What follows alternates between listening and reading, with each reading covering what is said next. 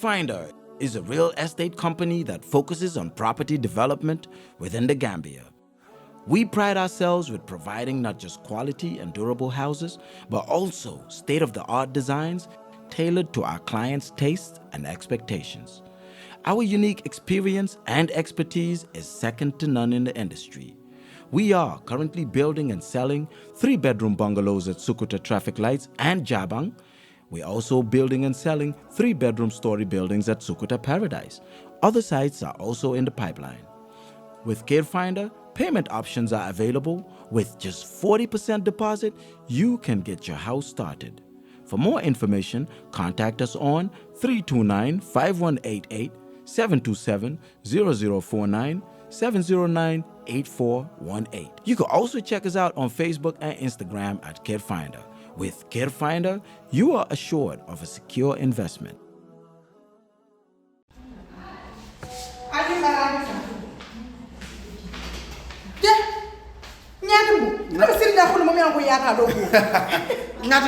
Nyatimbu ntemu APS leti. Ndemu APS leti. APS Gambia lemu APS ti. Katun APS is 100% Gambian. Bari nyatimbu ete kufuri mbala kentala ni.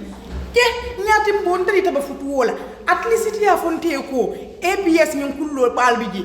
Imo fon fonya fon ka fonyo ko ibina do ibodo ko APS jam fane mo fana fonya nyatimbu. Yo min fo enta sija. Ntanga moyro ko APS wallet isa ko do kinu. Min tata fa wuli muang ime charge fenna wala nta sindi ja ako natimbo nkoy ko kabo transito kata wala fa wuli muang ite fenne dola womu zero file bitun kabo wo 20,000 la ka sele sal ike tam ike charge mun fa abuka fensi 1% da malam lati wota yara gamen no be nyanta wala kana APS wala tele mobile ko ko do ki ibadi ngol yaje ni APS kabrin nan credit ko to bari min kum mayata be wala fa mo kas pawat ni suto be during suto be dibinin abe tema biti ko sonda ila APS mobile lo sika ni asika to ya safe da men ko fen ko atondi nawek ha ni oto je nyamen do tachi ama ni ama do abanta ila kas power isa hawasima ajibe free joriti je wata mbaden gameno albe sito wulle fisiyata alna leta APS wallet yela lam baylo kon APS wallet nyaako doro barin koto nim fata do suko kon to ni be fono le mol nyaala jam nim fata do suko kon mbafole basiti jembita ndo register jede kadu sa APS 100% namundi APS 100% APS Gambia 100%.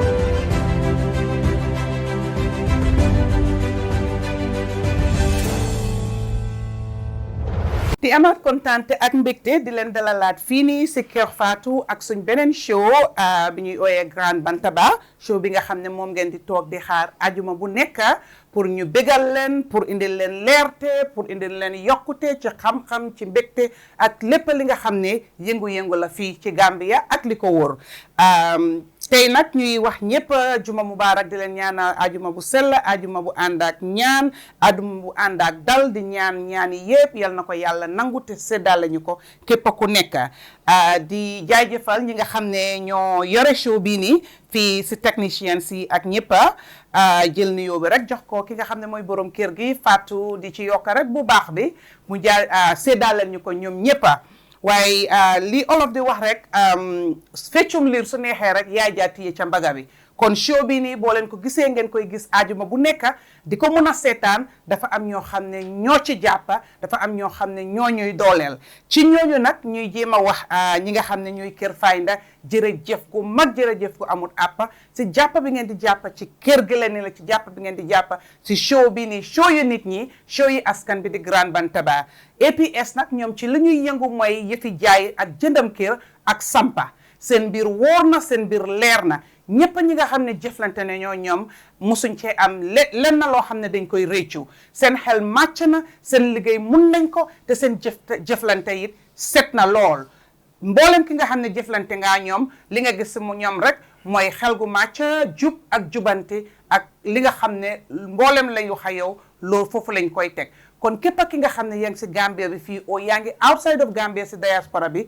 fépp fu mun a doon nga soxla pour sampa wala pour jënd kër wala pour jaay kër ak lépp loo xam ne yëfi kër la ak laan la jokkoo leen ak Kër Fayda number yi dinañ ko def si screen bi nga xam ne boo waxee ñoom rek seen customer service agency dal nañ lool diñ leen waxtaan ak yéen bi gis ne lépp li ngeen bugga dinañ liggéey ak yéen ñu jox leen ko ni ngeen ko buggee seen mbir nag du ne spécifique la ñoom de yëpp a teeloo miit ni nga ko buggee noonu lañ koy defee ba nga xam ne yow li nga soxla am nga ko ci ñoom kon Kër Fayda ñoo óor ñoo leer dem leen ngeen jëflantee ñoom buñ ci jógee ñuy wax ñi nga xam ne ñooy APS financial services ñoom it di leen jaajëfal si jàpp bi nga xam ne moom la ñuy jàppa programme bii nii APS nag ñoom seen tur kenn du ko laam-laamee kenn du ko lajte parce que yàgg nañ ci business bi xam nañ ko lool te bugga nañ ko yëfi yónnee xaalis yëfi joxe xaalis yëfi wécci xaalis si fànn boobu noonu nga xam ne moom la APS di dox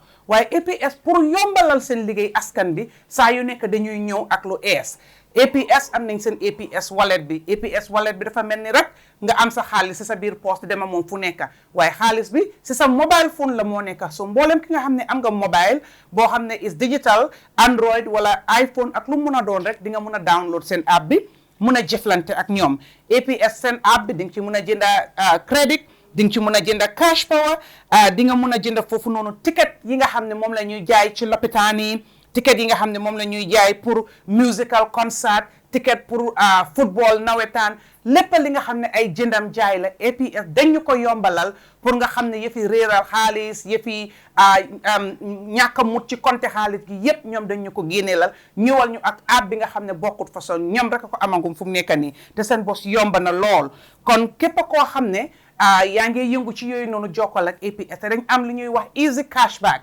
lépp loo jëflante ñoom dafa am lu ndaw loo xam ne dañ la koy doole pour la ne jërëjëf pour ne la ab baraka pour ne la kontaan nañ ci jëflante bi ngaa jëflante ñoom kon dama ne dem leen ngeen download APS app bi APS wallet bi ci lépp loo leen bugga jokkoo leen ak APS kon ñoo wóor ñoo ëppa doole ñoo mun man APS man koo use suma transaction yi and everything else te mun naa leen a wax ne lu óor la lu easy la te lu yomb pour use la suma panélistes yi ñu ngi use APS Kër Fatou ñu ngi use APS so download leen APS boo leen ci amee jafe-jafe rek call leen ma man dinaa jël bi leen bi ma make sure ne ñu yombalal leneen ko kon duñ def dara rek ñu dugga ci programme bi waaye balaa ñoo commencé ma dalal ñi nga xam ne saa yu nekk ñoom lay toogal fii suma caamee ñu ñaawuti séddoo ñoom waxtaan génnee suma xariti xol bi tey ne dafa ñëw rek ñuulal leen la ko blanc ñëw rek blancal leen la ko lay lay am sure ne foo leen ko séntoo mu génnee fu ko raw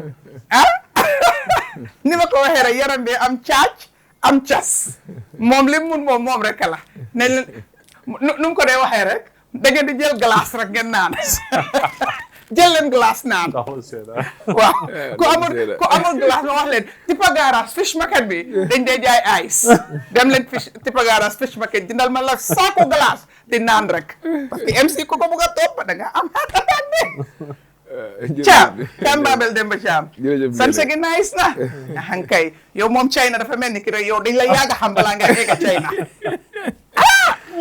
yow China dañ la yàgg a xam balaa nga egg China xëy rek ñawal la rek mu nekk cag toog waaw ko foofu moo da nga taxaw rek ñawal la taxaw rek waaw boobu moom seen ñawal waaye Caam ñi ñoo ñawal bari na waaw ñi ñoo ñawal China bari na te ñi ñawal China bari na te gis nañ niñ solo Caam may laa dalal la dafa bari moom tooñ rek jërëjëf nee na maa ngi laa nuyu bu baax di la gërëm di nuyu tam ñi seetaan programme bi yëpp comme APS boo wax noonu service bu baax la man keroog am naa transfert bu jógee si APS bu ma laajte fan la si weekend la ma tombé sax. ba xaalis bu ñëwee on Sunday ñu ne ma mu ngi Westfield la ma dem Westfield taxaw ma sama jot suma xaalis. lu gaaw sax. ma fàttali amoon na jamono soo amee transfert APS. mu nekk weekend doo ko mën a jël ba Monday o Tuesday.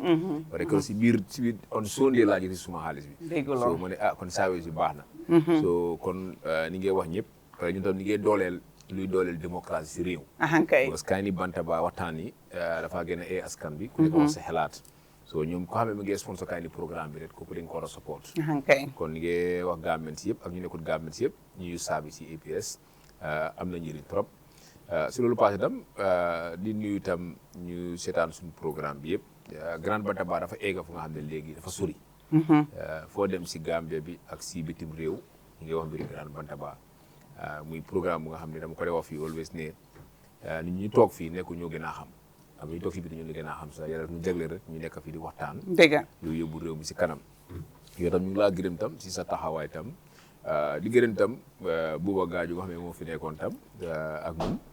jamono bi nekkul fii mu ngi study kon moom tam ñu ngi ko ñaanal tam ci jàng bu mu def tam yàlla barke ko tam si loolu passé tam dinaa nuyu tam suma broda suma oncle tam parce que man xam nga man doomi joolaa la suma yaay joolaa la so kon boo jàng suma nijaay la so kon fu ma gis joolaa yi rek fu mu jaamale ne nijaay parce que ñoom li mu bëgg a jarbaat su ma demee Casamance lu nekk laa fa di am suñu gisee seen jarbaat da ci dee kontaan trop loolu moom di ko gërëm ci taxawaayam tam si commitment am tam foo ko aussi programme boo jënd dinañ ñëw wax xelaatam. te ñu bëri ñu ngi koo bàyyi xel si réew mi tam. nee na yow tam sa taxawaay tam ñoom gis nañ ko yaa ngi fees nga sa place. wax dëgg yàlla. jërëjëf Thiam kenn gisut comme nga xam ne tey yëpp mu ngi jaar si yoon. yaa ngi ko amalee ñëpp mu ngi dox si mbir. kon tam ñu ngi laa gërëm tam si taxaw tam te Gambien si am nañu yaakaar si yow. jërëjëf mais da nga xam ko xamuloo ko man daanaka fu ma dem si Gambia. fi ma nekk China sax su ma joxee loxo rek ne ma ana neene. ndeysaan waaw man ku ma nuyu si di Gambia fu nekk rek neene la ma koy laaj. naka neene fu ma dem si ñu si dëkk bi yëpp kon loolu ànd bu yàgg la. waaw so di nga demoon naa neene du tey. waaw bu ñu jamono boobu mu ngi siyee man maa ngi jiidi si. te dara musta ñaaw. dara musta ñaaw. waaw sometimes ñu utee gis-gis. waaw waaye taxut xam nga yëpp dañ ko dee jaarale si yoon. waaw kon ñu ngi laa gërëm bu baax di gën ñu itam suma brodam léegi agsi na léegi itam Yahya Sonko. Sonko Gambia moom révolutionnel la moom tam ñu ngi ko nuyu bu baax a baax tam moom mooy borom tali bi. waaw moom suuf moom tali bay ba sam. yaa ngi tooñ de. waaw yaa ngi tooñ de. moom tali bi mooy ba sam moom. léegi ko bàyyi front.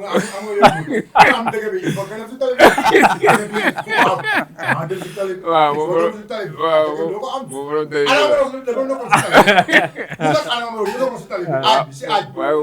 ki bu ko am fii MC bu gën a ci borom bu ne ma la doon joxe ndox de dama si tali la doon joxe ndox non mu ngi moo suñ commandeur anyway Thiam ñu ngi ko nuyu di ko welcome bu baax tam Thiam jërëjëf waaw di nuyu ñëpp jërë ngeen jëf jërëjëf Thiam nuyoo bi am na solo lool ahankay so you know I'm gonna tell people ñi dee toog di laajte MC you know, the loyalty, the resilience, you know, the commitment, the consistency. You all, it's the Jola blood in him. Do azar. Wow, you better I'm telling you all, it's the Jola side, the Jola blood. Bojamba, njomile safi. Dila dala si platform bi bay la nga nuyo ñi ñuy séta. Si sa baraka. Imité kati. Baraka njom le sabu kana tu kamni ka intuno kami ka jikak kadum po be ka jikak focul I like that greeting. So don't interrupt. No, sometimes I'm like, yeah, you need to. You interrupting Bayo. I am happy, Jesus Christ. All right. Njom le sabu di staff of kutumbio kulin alinum amitate pop di programme Grand Bantaba that ini commencé ko APS you junya nyefa ni use school mo po use APS Malaysia service oli ejak di side e bonye bogodo di e ofi bogodo po di banke ono so mo be chame njom po de staff MC abarin ni wala abarin ni wala and of course Sonko Gambia SO3 and of course Sister Nene. Thank you. Otu jabe so fe alino. And man ngena sunsu asof. Wala ka sof o era. O ya Sister Nene to paja. Malaysia. Baraka. She is that sister that you can always count on. Yeah. Thank you. Yes. Thank you. That is absolutely what it is. You should be fortunate if you have somebody like Sister Nene as a sister. Thank you. Because whatever happens, she will be there. Thank you. She would tell you the truth, but she would also defend your cause. And it's important to have people like that. That support, not because they know you or not, but they believe what you stand for or what you're doing is okay. And of course, Sirifu, and I think I am not going to, don't see it otherwise, but I think it's important that we recognize the likes of MC, we recognize the likes of Sirifu. Because for me, I just joined the political discussion and stuff. But these people have been there. If you count the number of fairs, the number of car breakdowns they have, I think sometimes Gambians, we need to appreciate these people. I can remember watching MC and, of course, Sirifu. While I never even expected that I will be one day on a platform. With them, yeah. And they're still pushing. Yeah, definitely. So sometimes when people say Bojang is committed, I laugh. You know why? Those that have pushed for years before I even came, I still pushing. Why should I be that? Definitely. They have been insulted, they have been told all things, and they're still pushing. And who am I? Yeah, so sometimes Gambians, we need to appreciate them. We need to really... We pond. We need to appreciate them, I'm the Benin, so what's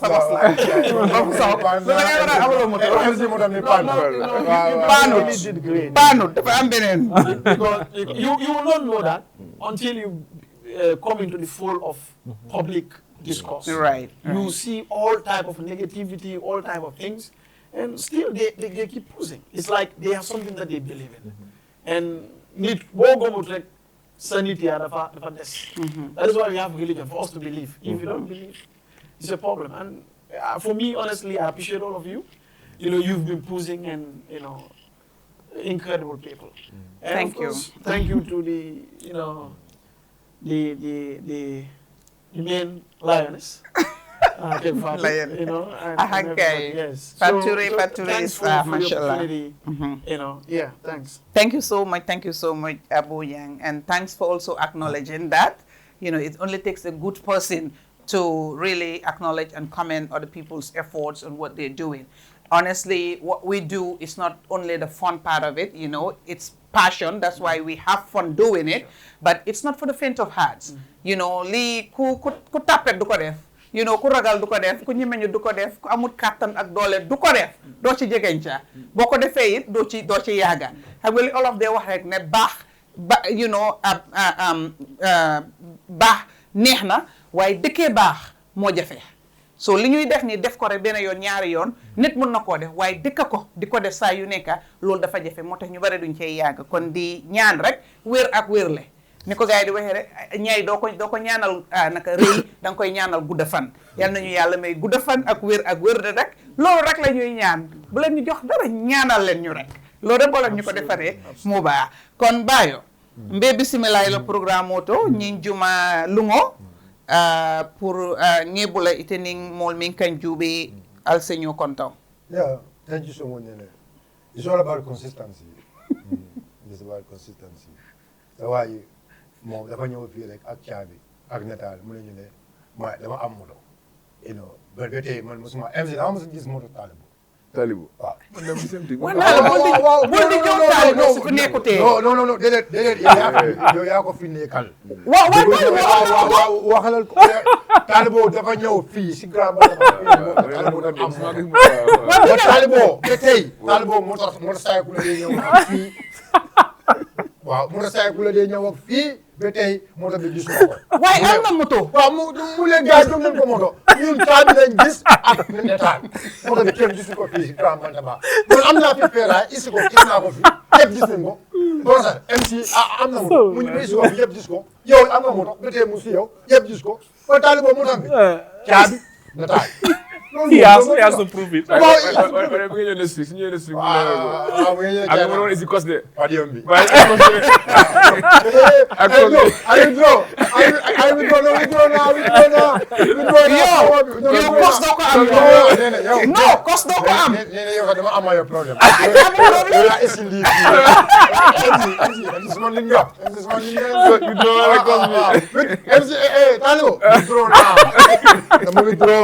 Gis naa sa moto daal ñi seetaan gis nañ loo wax li nga waxaat. man nga Talibo lu ko wax. Talibo lu ko wax loolu la moo def man gis naa moto. aw ma si caabi ak nataal. waaw MC su bañee mu ma jox coos bi gisuma moto bi. So guys, thanks for everything. Come in, we are brothers and sisters here. I don't come in my water so we have things to do. Absolutely. But we always give our time. Imagine, for me, I was not expecting I'm going to be on the show today. All the way I was in Picama, I have to rush to attend the show. Why? Because we feel like we owe this to people because now sadly and we have to end it. So that is why all the time, so we thank everyone, the sponsors. Because without the sponsors also, this program maybe I have to continue or no. It's because of the sponsors, the Kelakodo Bondi to sponsor the program, and the technicians, the proprietor of the TV, Fatu. Babla, thank you so much, Fatu, for encouraging us. We know the support you always give us. And we thank you all, and the Dwara, and Palaso, and Mala, and the Babaki. Those who normally send stars, Babla, send more stars, September, September. September, stars will key. One day, the program you have to send stars. Now the stars will key. I have a program in some emotional. If I look consider October, but now stars key. September, so we thank everyone, and today also is going to be another program. Malaka guest because he is a special guest. It's my own brother. So thank you, bye.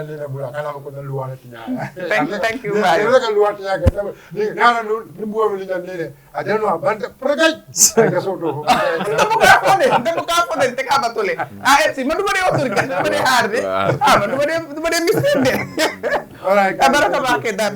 jërëjëf waay an kontaan rek pour amaat la fii nii pour beneen Grand Bantaba yàlla ko bëri yaa foo ko yalo amanke ko on tolman do ko wosoto walatin nan kanajang.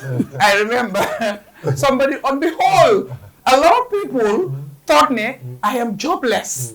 I don't work. All I have is kerfatu. So that's why I am so consistent. I come here every Friday. All along dañ foog ne man aw ma liggéey man kër Fatou rek laa am moo tax yow léegi-léegi doo ñëw léegi-léegi kii du ñëw waaye man every Friday man aw ma benn liggéey kër Fatou laa am moo tax man ma bañ a bàyyi kër Fatou. I was like, you know what? Gambia bi buñ la xamalee doo eega. sant yàlla ne xamuñ dara ci man. soo toog leen di spéculer rek. All I know is I have jobs. Yes, jobs. Okay? Anyway, ñu dugg si programme bi niñ koy defee saa yu nekk rek dañ dee am guest boo xam ne dañ koy invite pour ñu wax ci affaire yoo xam ne xelam moom ci yëngu-yëngu yooyu la nekk o xelam màcc na lool ci fànn boobu noonu kon li ñuy def rek am kontaante ak mbégte ngan na gesoo tooma maabo fanding kel koolto pour que keloo ke fanding kella andum ila jafe-jafeel kamin soto kamalalu nim fonni xewul batu dorong talibo mama day jàngal yow dang ma dee déranger talibo degul soose dëgg la sala jàngal talibo degul soose I'm gonna leave that until Talibo comes. I'll leave the man until Talibo comes. Man go punch. Am na bés bu ñëwee. yow moom Talibo bu ñëwee moom. yërëm naa la. Don't talk about it. Anyway, di am kontaan di am mbégte rek dalal suñ gan bi nga xam ne moom lañ am fii nii tey ki ñu am fii nii moom ci li muy yëngu mooy plateforme liggéeyu boppam activist la and activist du ne any ordinary activist migration activist la moom mu ngi dëkka bitim réew waaye Gambian la mu soppa lool di xeex aha ak elefi askan bi biir bitim réew bi foofu noonu ñëpp xam nañ ne suñ nit ñi liñ dee jànkuwanteel foofu noonu boo génnee dëkk bi dem beneen dëkka amuloo fa kayit mala nga am fa kayit sa léegi-léegi nga jànkuwante waaye tant que doonoo doomi réew googu noonu ni ñuy jëflante yow ak ni ñuy jëflante seen doomi réew léegi-léegi daf di xaw a uti fokk na nga am moo xam ne xëy na dinañ la jàppale la si yoon wan la yoon bi xeexal la pour nga mun a am sa ak sa yeleen kiñ fi am tey nag ñuy ko ooyee Yahya Sonko Yahya as in Yahya Jammeh Yahya Jammeh, right? With the H. Absolutely. Yahya Sonko, a very good brother. We've known each other for so many years, and definitely he's very, very consistent in what he does. He's so passionate. He has so much love in what he does. And if you want to know anything that has to do with migration and all these issues, Europe, everywhere in the Europe, Yahya is the go-to person. Tey nag ñu am ko fini pour waxtaana moom ci lépp li nga xam ne moo dem ci wàllu immigration bi deportation bi all this jafe-jafe ñi ñuy indi ñi ñuy yóbbu xam nga pour ñu jéem a faram-fàcce because toog nañ ci waxtaanee lu bare waaye ñun suñ xalaat suñ xel rek lañ doon wax waaye moom ñëw na toog fi nii dinañu indil faram-fàcce clarification leeral yokkute pour ñu xam mbir mi yépp naka la fa taajoo ak naka la duga dem bi naka la foofu noonu kon Yahya mbe bismillah la ñim programme to for the first time coming to the Grand Bantaba. It's indeed a pleasure. So ñu bàyyi la rek itendi mool yi ñoo kontom. You can speak in Wolof, English, or Mandinka, whichever one you want, whichever one you want, or you can mix all of it. Yeah. But you can, greet our viewers, then we can get into the program proper. Assalamu alaikum wa rahmatullahi ta'ala wa barakatuh. Nene, Kerfatu, and the team, Balube Kontona, Altulunal Kontondimala. This is a honor to me too. Kanan and Jambi at Grand Bantaba, to sit with you, comrades, sisters, brothers. Kabankola ko kacha. Coming here for Yamin, passionate. I have been working on migration matters, and, in the diaspora for almost 10 years now, and Alhamdulillah, na dokuwa kono na experience ni soto yel. Ntamata kono na zafo ko mamira there is an institution, international institutions, ni mansi ni Gambia for ninke la ko kacha.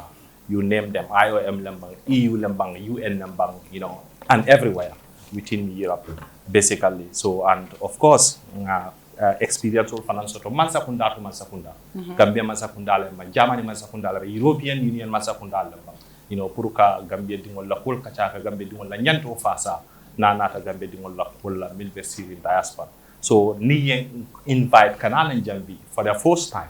Ko kacha openly from the knowledge personal experience woto munti fana bunya baleti so bunya kan be bunya mon bilal kam balu tentula la do ko nyima la albemin ke kan nya balale so coming jannin ka may ko burundi kan rom le kuma kidin fa jang bolem milka programme on sponsor so I will put emphasis on that because I have personal experience with APS. Ngela branch manager Jamal, more especially in German. Ila coordinator in the Germany, they are very efficient, transparent and very helpful. Ye kumandi ngaftar steering because intending to go high mold to family, Gambian immigrants will know like a deal. Katara jele ka APS la branch manager will call to kind of help them to clarify certain things, so to coordinate certain things for them. And easily they will pick their phones and talk to you. So basically, yes, Gambians in the diaspora continue to deal with APS. Abarakabal. Thank you. Thank you very much. Thank you very much. And that's a very good, testimony in favor of APS. Kon ñu ñuy wax ci APS. Defaruñ ko lu am la kon dem leen ci APS ñoo or daal.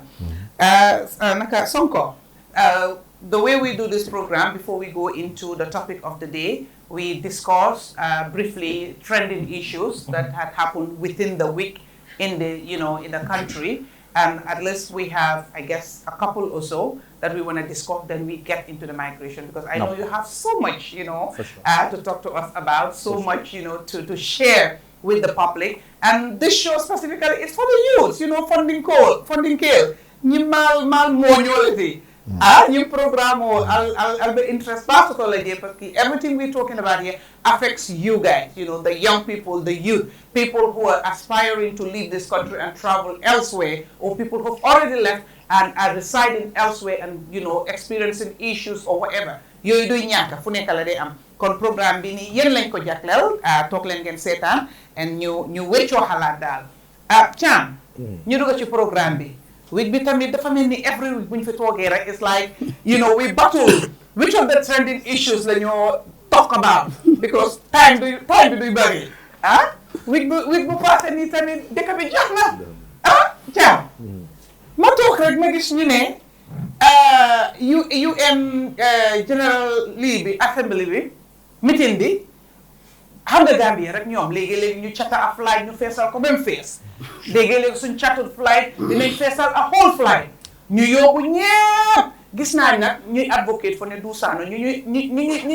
reject Dusaano war pam no suma ko la bu wax turam sa ko ba wax turam dama gis ne people wanted him to go people were happy that some were rejected but I did not see anybody wanting Dusaano to be rejected moom apply wul sa du mu ngi amee visa du mu ngi amee visa kon de du sa waay la nga xam loolu yëpp kon waa kay suma nit la am nga leen il faut nga bàyyi yeneen yi ante bu ko fentu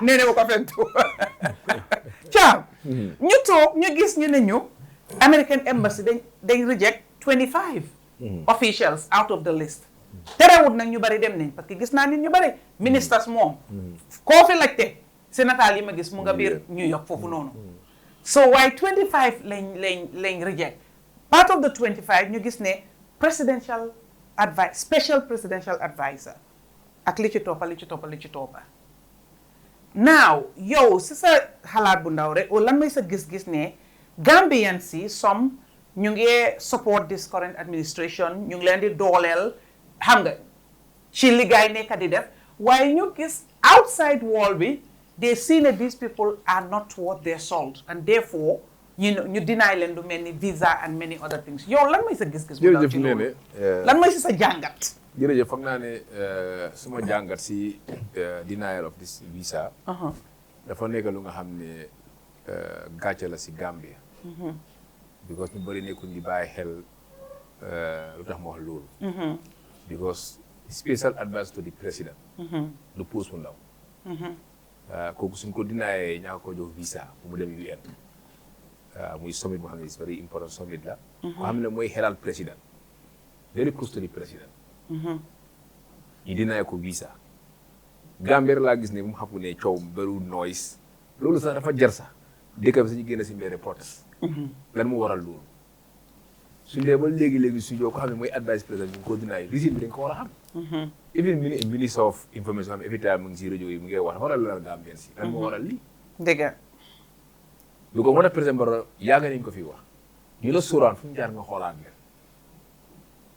because tey yow ñu xam ne tey ñu la advice tey ñu ngi dinaay gars yi bu ñu am visa du ko in America parce que summit boobu dafa important trop because investor yaa ngi fa yaa ngi mën a lobby yaa ngi gis yu bëri moo fa de xew even Jammeh ak lu gaa mënta wax si Yahya Jammeh yëpp li mu suñ koo dégga li mu sa dégga suñ nguuri Jammeh ak human rights record suñ ko wax si Yahya Jammeh whatever te ñëpp ñu leen di wax ne nguuri Adama Barrow ak government ay naka Europe bi dañ am very good naka relationship seen diggante ak America yëpp mu ngi smooth because of democracy country la whatever waaye raad naa lan moo tax ñu dinaay leen visa dañ ko war a xam but lii nekk na lu nga xam ne nekkut dafa nekk lu nga xam ne gàcce la ci foo ko xam ne Gambien nga bi ko xam ne tey mooy advice to the president ñi la sax du si problème de suñ wala kun number one ko xam ne loolu la Gambie si war a laajte mooy lu tax ñu reject kii because tey mooy di special advisor to the president loolu tey am na dëkk yu noonu nekk tey coowaan fu nekk ñu ngi ko waxtaane gis ba yaa ngi ko bind fu nekk ñu ngi ko analyse ñu ngi ko waxtaan fu nekk am na dëkk comme like Sénégal wala country ñu war a reject di président Diomaye special advisor am pour a dem Amérique summit loolu mën ngaa reject ñu ne war a créé ñi ko sinon government officiel leen so kon tey mën a président Barrow fu mu jaar moo xoolaat ñeen ngaa jox kañ liggéey because tubaab yi ñu ngi toog wala ñu ngi xool social media gis nga suñ post yu ñu dee post Facebook nii yëpp nga foog ne yaa ngay def good fekk yaa ngay yàq sa bopp because ni mooy yaa ngi bind Facebook yow ñoom suñu la dañuy ne xool sa background yëpp and social media bokk na si pour ne gars yi dañ dee bàyyi xel trop. dañ dee bàyyi xel trop lan ngay post lan ngay bind lan ngay siya yëpp dañ ko dee xool kay. because luñ jëkk-jëkk rek ñu reject la wita amul reason kay. am na mais lu nga xam ne yow government officer yoo xam ne yow you are very close to the president ndeysaan. very close to the because super advisor kooku amul dara diggante maa président dafaa toog am waxtaan amul nekk kuy xelal président ñu ne ko doo dem UN summit kenn ne ko di ko coow kenn ne ko di ko yuusi dëkkam ñenn ngi noppi teg loolu ban dëkk la ñuy wax fu mu nekk nii waaw.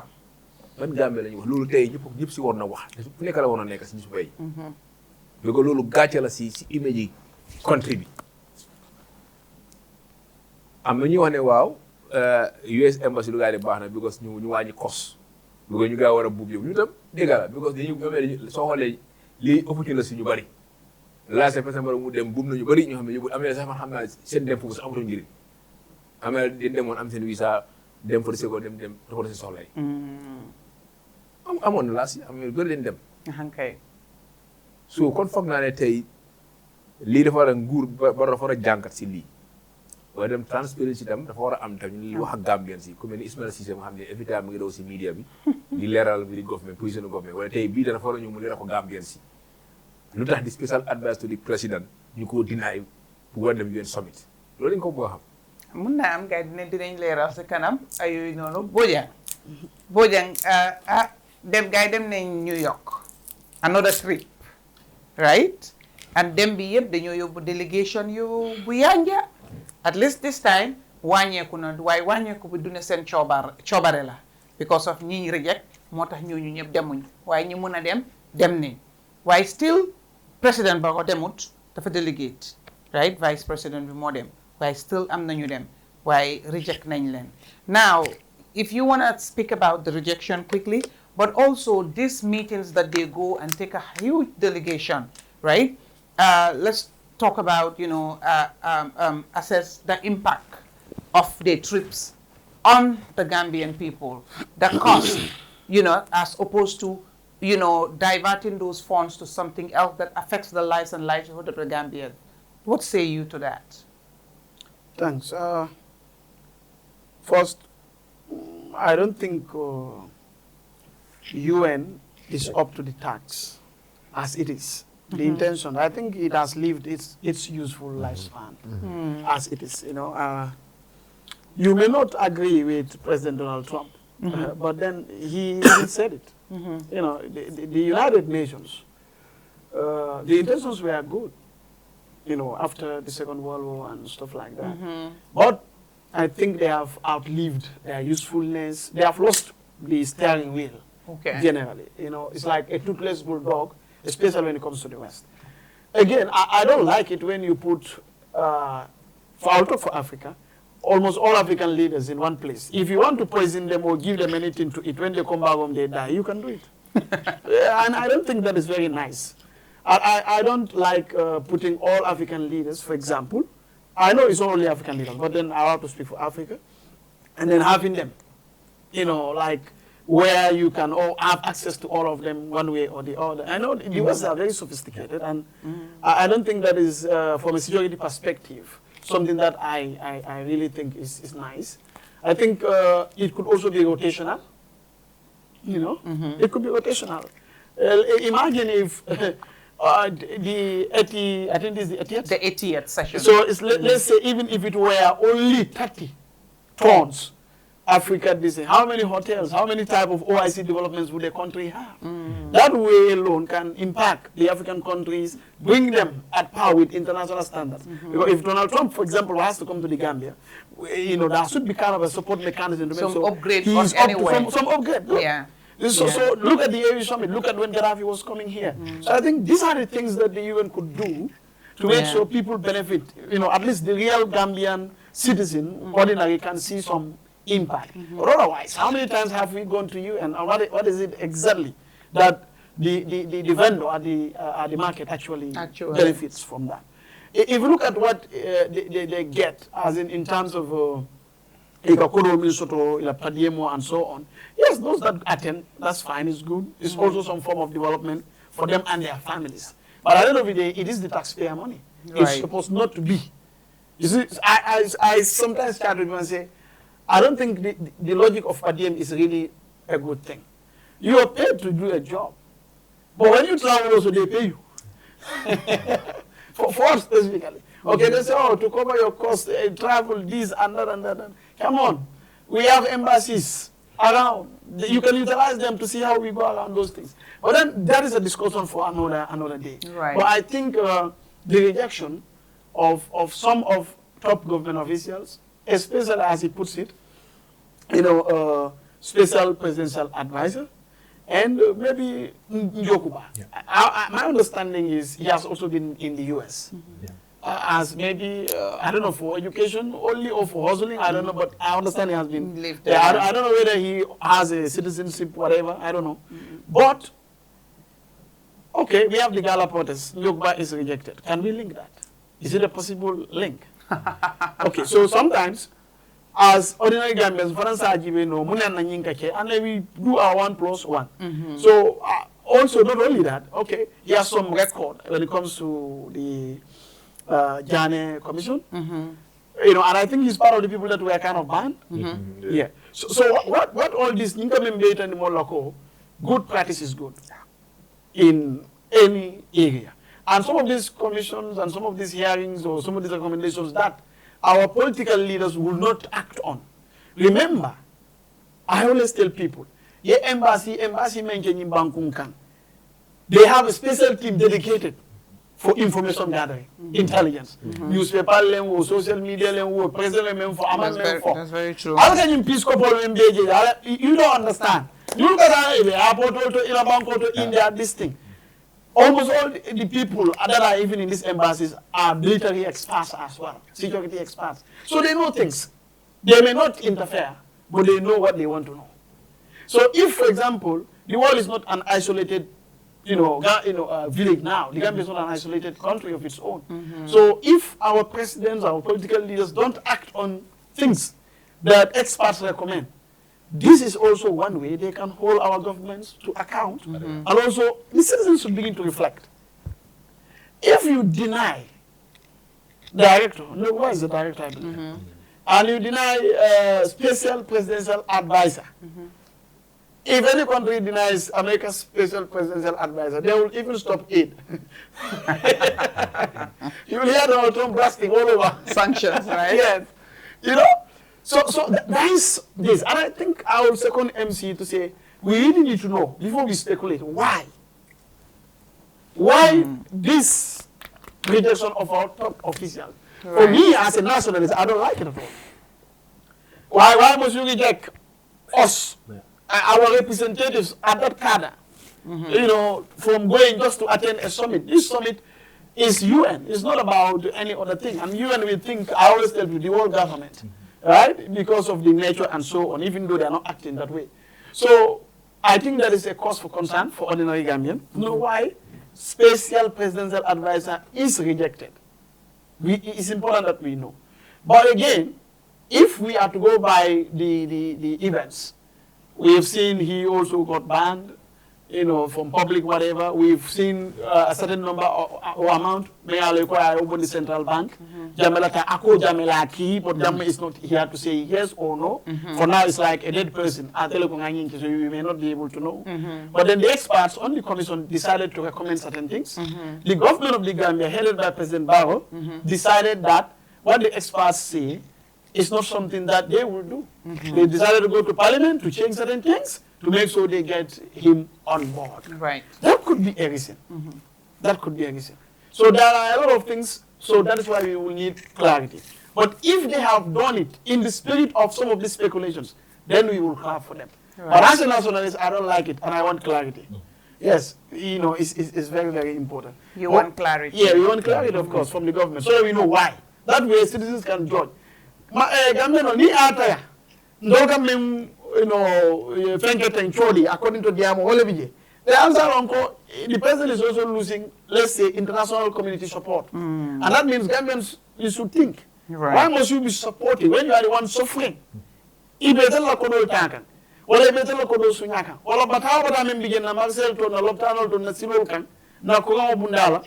Wo bataka ntolle ka face amanje American oldi. But American ya decide ko nyulu iman sobe an ke mako enola.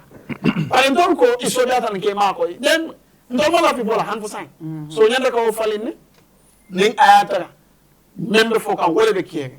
Ba ngani jiko so ko Dr. Cisse ning na mutana ni angi ninga asa fo bimbiji. Ale quand même for ani men ka traje fana wa do apka ke. That is their problem.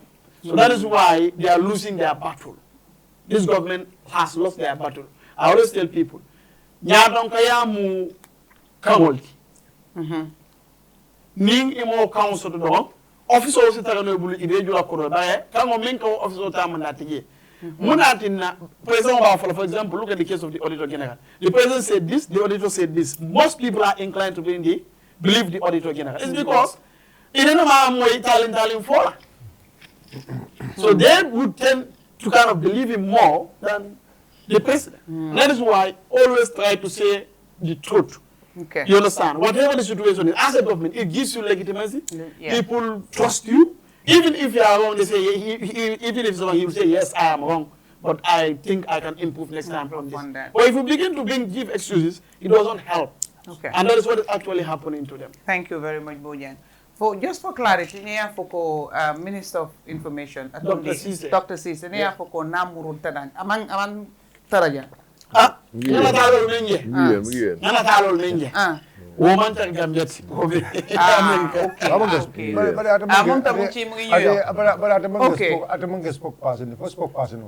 I don't know. More on international.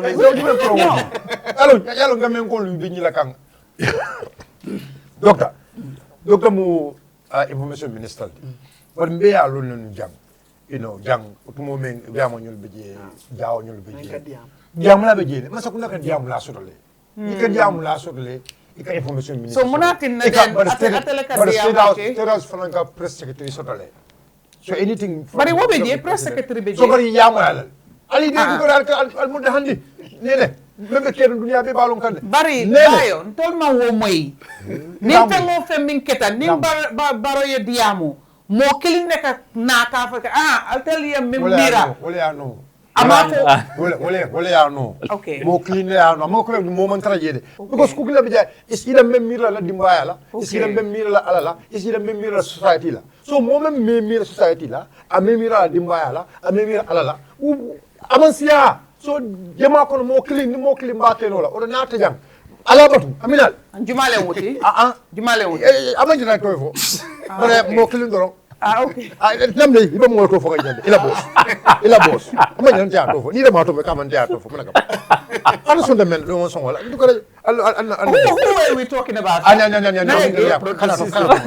listen, I forgot the name. Who were we talking about? That information minister. Dr. Cisse. You know what about Malun ko. Ila boss la. Ila former boss. The sign. Ila former boss. Ila former boss. Then morning then just paycheck sign kan. Ila former boss. Be wole command la boss. But ni matter iten paycheck sign la. Sign no. Sign. No. Parliament sign Kajoko accepted Nene as the spokesperson for CA. It was like hundreds of people that day. It was not one individual. It was not one individual. I wasn't going to take that from an individual. If it wasn't a whole Congress that gave me that mandate. Bayo, that was a Congress. That was a Congress. What is your take? What is your take on this new happening? The rejection of top officials of the government to go to New York. My take is very simple. Okay, make it simple, please. We need to understand one thing. The world is watching. Dunia be jibe roke kan. Dunia be lama roke kan. Gambians, the problem is Gambians buka hakilo recall to. Bari ninka hakilo recall to. Kujama pale be kan in the international communities. People think, oh, this visa issue is only America. No. Europe, right now, to even get an appointment in Europe, even a government official, is very hard. Asia, some of the Asian countries, it just, I mean, a mayor government number, a government official number to get a visa, to get even an appointment form is the problem. People have to travel all the way to Nigeria, I mean, all the way to Burkina Faso, all the way to Mali, just for a Schengen visa. Really? Yes, I'm telling you. True. So people, coming is only American. How no. did you experience it? Yalong, let me tell you something, Nene.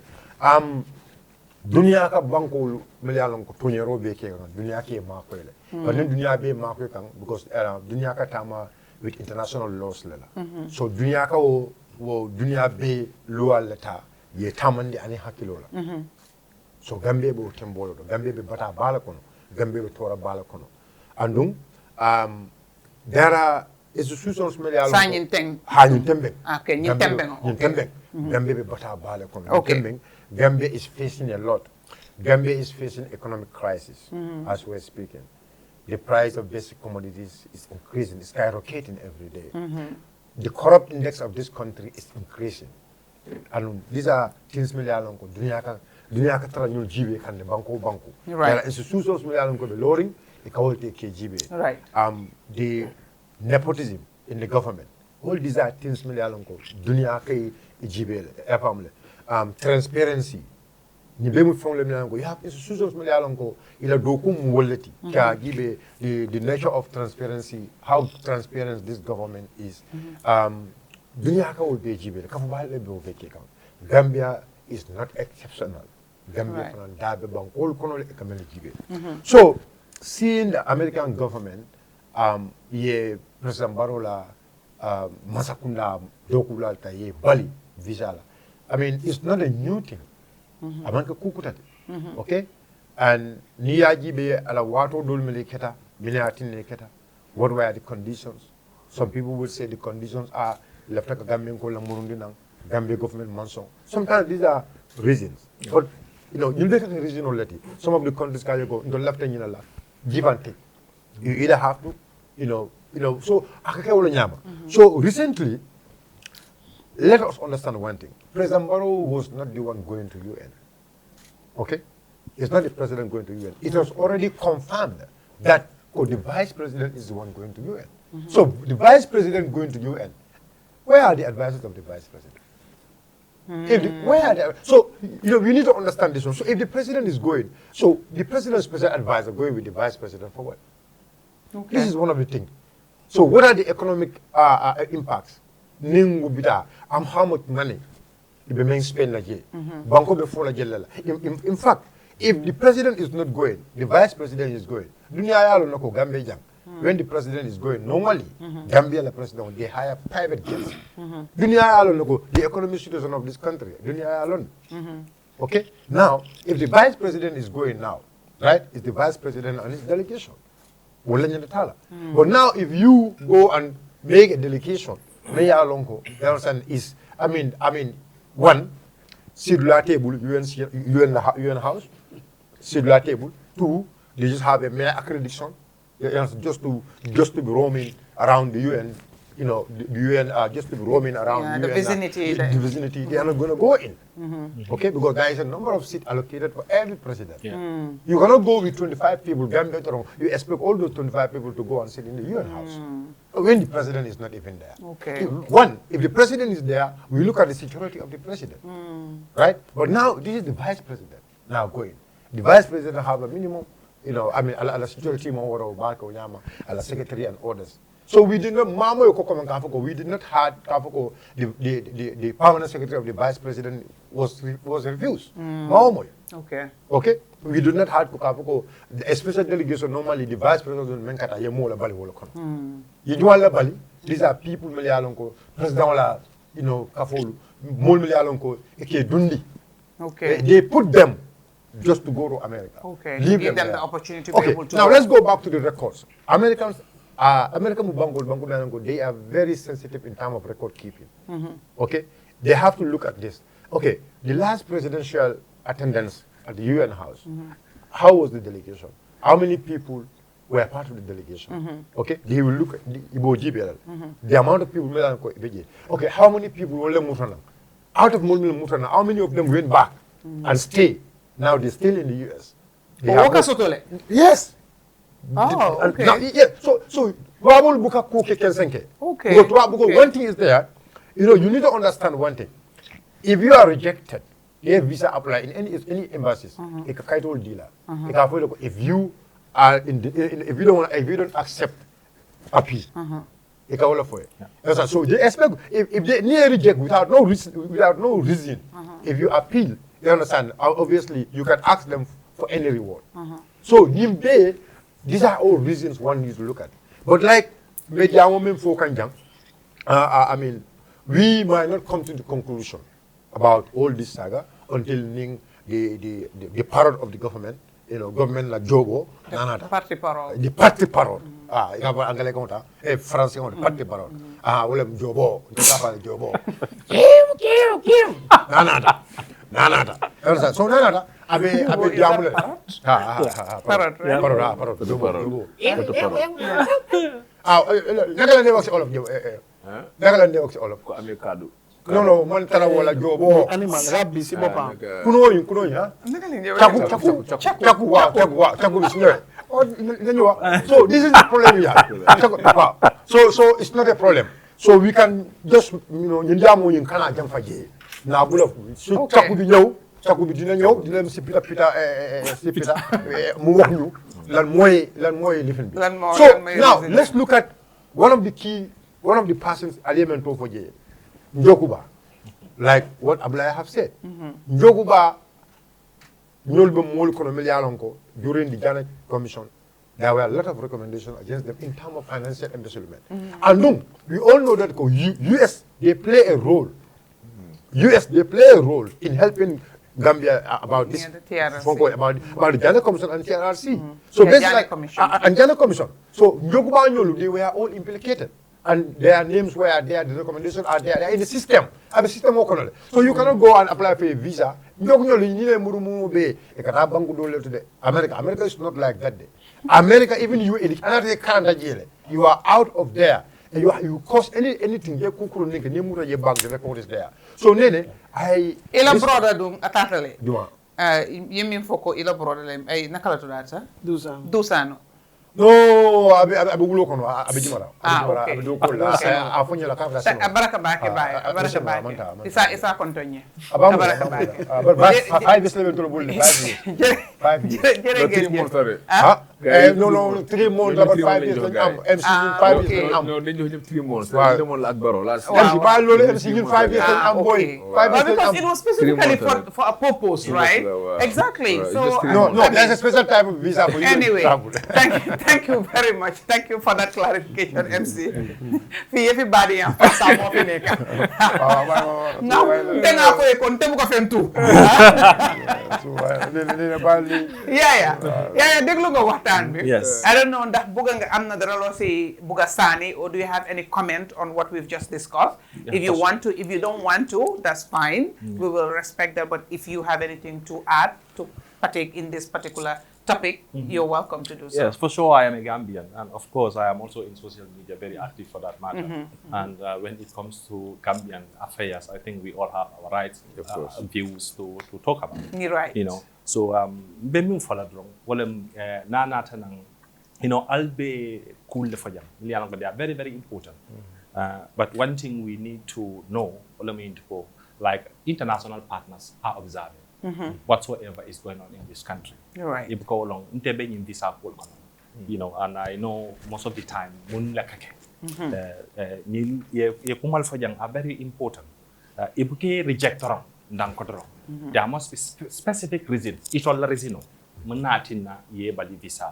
So you will reject, they all know because there is a letter given to them and there is a specific reason why you reject, basically. So I don't even think that we need Dr. Cicero to come and tell us. You know, what is important is that those individuals definitely know why they are rejected. They're rejected. Yeah, I understand. Interesting. And Ninata Yahya Sonko Kumadofaja also is very, very important. International partners like European Union, they, you know, and of course even US, even Gambia Poniskan. You know, for so many reasons. You know, EU right now, for almost 2 years, Gambia as a whole including the government officials. You know, I know so many senior government officials. You can look at our program in European Union, and it will be reject. Ministers even struggle now to you know, ministers for that matter. You know, it takes a long time. Yeah. It takes a long time for, you know, the visas to come out. And sometimes I see a situation, you know, the event has even passed and you still haven't received your passport. Exactly. So basically it's like, you know, even if you get the visa, then it's But really... for me, the best part of all this thing, right, my opinion as a Gambian, thank you, America, for saving Gambians of losing a lot of money. That's the bad. The flight cost, the podium. Yeah. The podium. At least if the podium is there, visa deal. No. Exactly. So why you don't want other people to go? Nobody. I did not say I don't want other people to go. When Taliban come next week, I will bring this topic. Taliban about them China. Next week we will discuss this topic. Because I want to tell Taliban what you said. Paid by China government. Boy, among them all quality boy. Jam ñu move si beneen topic comme ni ñu koy defee rek some time back months ago ñu remember waxtaan nañ fi ay few episodes bi saxarit bi da Bojangay bim génnee NPP right waaw exactly du sa xarit dama foogoon ne sa waay la déedéet du sa xarit xarit bàyyi la bàyyi moo ko xam ay take it back non bàyyi moo ko xam suma xarit la waaw moom ba tey suma xarit la tey waaw tey moo ko wax moom pour mu ñëw si suma parti waaw exactly sa xarit la so remember na bi mu starté di am you know this beef with the NPP ba bi NPP di génna bindoon ko letter xam nga di ko jox timeline pour mu wax leen lu tax du dee participer duy lii ak yooyu noonu and then eventually ñu gis ne gars yi bind nañ letter ne daaxa nañ leen si seen executive position si not as members right waaye ñu gisaat another time NPP binda ne ñu ngee ñaax seen members yi ñu oytu di jëflante ay nit yoo xam ne ñu ngee dem di uti maybe ay voters card or ay signatures or the campaign di jéem a according to ñoom manipulate the membership you understand di wane seen members yi ne ñooñu noonu bokkuñ ci ñoom te ñooñu noonu nekkuñ di ñëw ci ñoom si turi NPP you understand loolu gisoon nañ ko fi so waaye ñu gisaat si jamono buñ nekka nii UDP United Democratic Party ñoom it ñu ngi nekk ci naka lañ ko kàmba googu noonu letter si week bi passé nii ñu gis ñu bindal letter di wax ne dafa am ñuy dem di wóor di use seen tur o seen parti leader bi di wax ak nit ñi so ñuy ko ñaawtu di ñaax seen nit ñi ne ñu oytu ñooñu noonu bayo ila friend len keba mari tum andon kabere nga ka jang jamdal ye la opinion fole jang Jonathan the first point maybe down the clara will go regarding UDP letter message to the Gambian people menkata mbe yalone UDP ye tombondiro leke e ñaaton ko le tombo me yalon ko wala be kele la flag guarantee 2026 kabirin tombondiro keta ñaajele mboli e patio bula andu kabiye patio bula ye letterol safele kabiye patio bula ye wrote a letter and the letterol mil safe naajele to ñalam letterol ñulu e fon lié que social media mulbe ñaaje social media so patio fanan o mo kilon mil fana yalon ko wala ko e patio bula neje yaay kam be politiko yaay wala so kabin neje be politiko yaay wala momo you have freedom of speech freedom of movement momo right to live without daranding so but the party also yaajelo ko akumata bakele because namolu mil yalon ko e be santo namol mel do dulalto ka tandi la membe kering ka tandi la ko be tembo men kono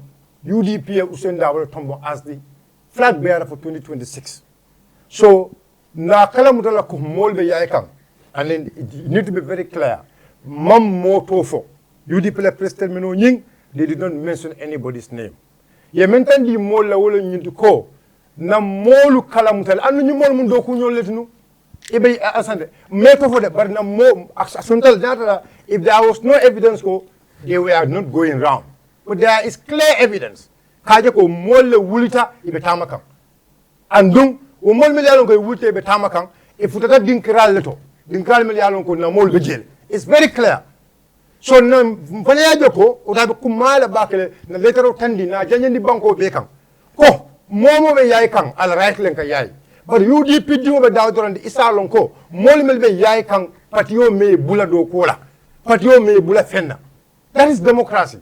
You have right to publish your resignation letter. The party also have right to make any announcement. Social media is there for everyone. So mantara comment kafoko mukane la ID card di mola, mukane la voter card di mola, mawofo. That's why I say it's completely different with Keba Marinyolu. Keba Marinyolu ye tumi mena wolo nyunduko, ye tumi ipoe le ko ikata mo no makela kaito table. Ntol mafo mo ko kane la kaite di kala. Because you have right to be in any political party you want to be. You have right to associate with whoever you want to be. But you also have right, kana mol inform, kana mol kalamutandi, katandi lako, momo ya lonko mu UDP nkoti, momo ya lonko be siri UDP la kola kama, alonko UDP mam mobu la kabanko yai. I just want to make that very clear. We are not dictating anybody and we are not forcing anybody. Ojen, what is your take on that? Yes, to establish that there are glaring similarities. You may not have 100% similarity. In fact, that's why it's called similar. Exactly, it's not the same. Yes. Thank you. You know, because at the end of the day, It's English about language. you leaving a particular point, going to another. Yes. So the conditions, the reasons might be different, the times might be different. That is why it says similar, not the same. Thank you. Because it can never be the same. Thank you. However, there is no need for us to go back and forth on that, because the reality is this. UDP has a right to tell their party members that, but that's the reason for the resignation. Those that resign, they vote. Part of the reasons for resignation is for people to know that, okay, this was my authority, this was what I used to do, now I am no more. And it has been published. You're right. And the party have received it and have confirmed it, I believe. Right. Those people, whatever they choose to do, in terms of their personal endeavors, not in the name of the party, nobody has a right to question it. Okay. But if they go and use the party, then that is wrong. Because they are normal.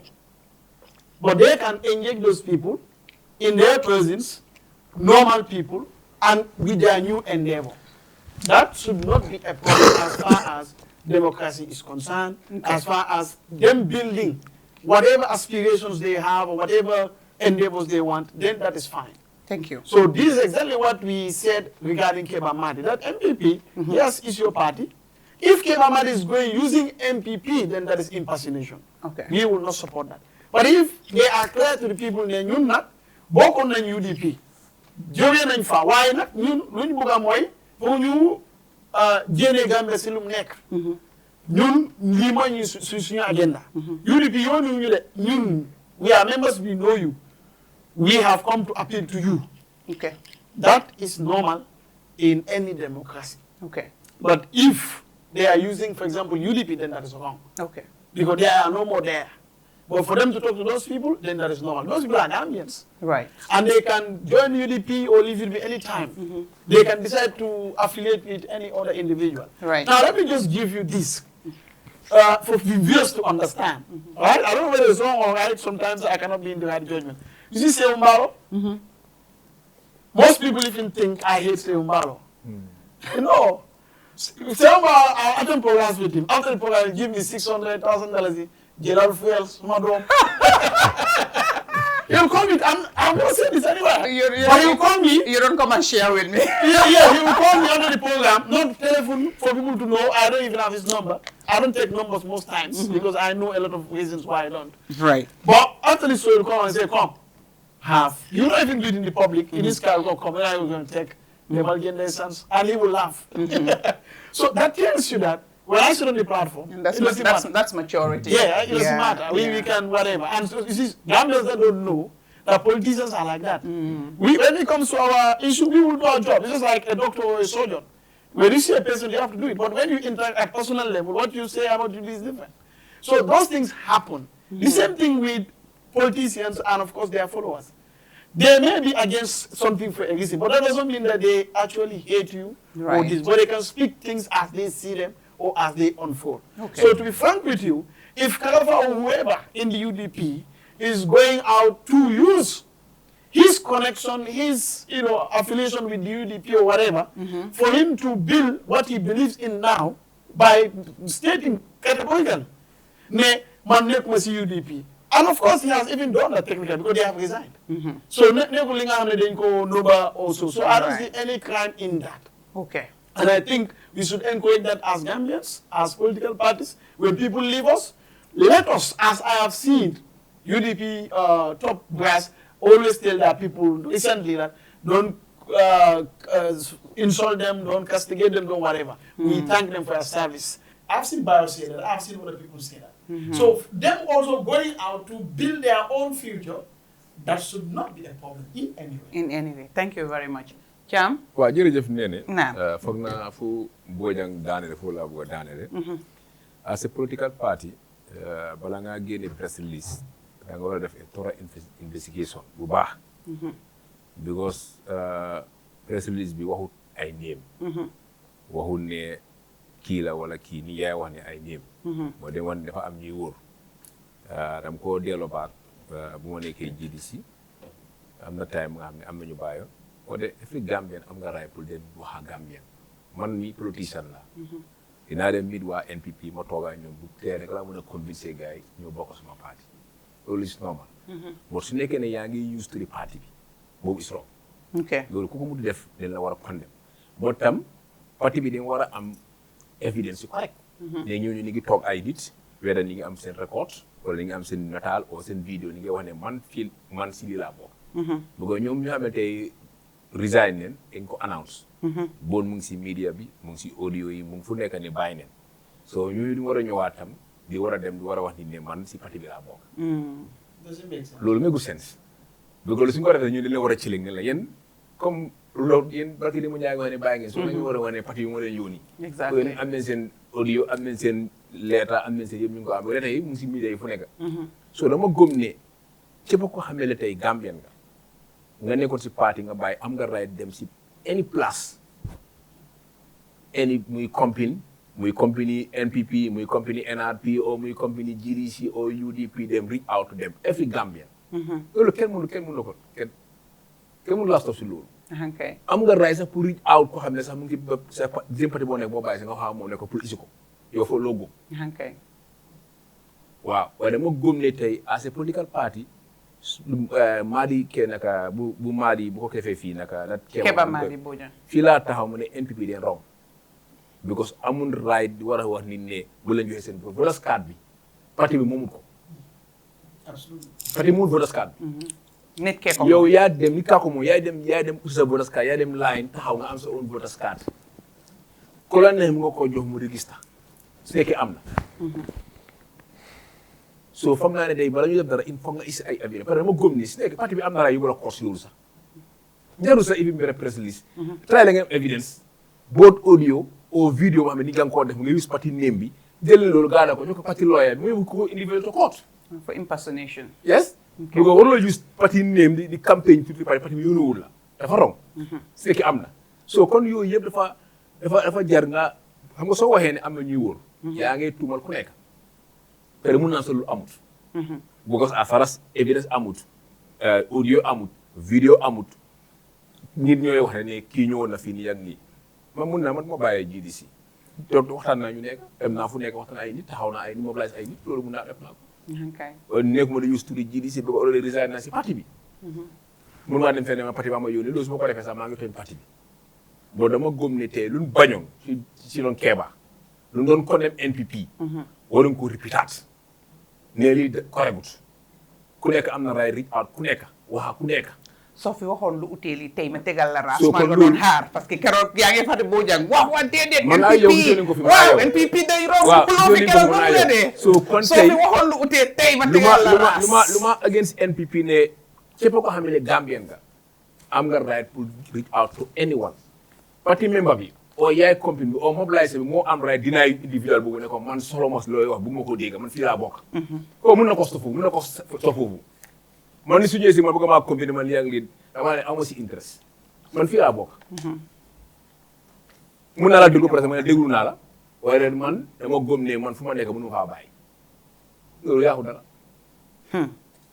man loolu laa bëgg. loolu leer na jërëjëf Thiam ni ma ko waxee boo fi waxoon leneen lu utee loolu tey leneen laa nekk waaye jërëjëf consistency baax na jërëjëf mbokk yi dégg nañ seen xalaat lii seen xalaat si loolu noonu ñun saa yu nekk rek dañuy waxtaanee képp koo xam ne rek yaa fi indi luy yëngu-yëngu dinañ ko indi ñu waxtaanee ko amuñ xaj amuñ seen amuñ faram-fàcce ñëpp leen jàppale ñu nekk benn te dinañ taraay suñ képp talaayi kàttan ñu emale ñëpp ci li nga xam ne loolu la ñoo waxtaanee fii nii léegi dinañ move si li nga xam ne moom la suñ gan bi toogee fii nii Yahya Sonko, migration activist.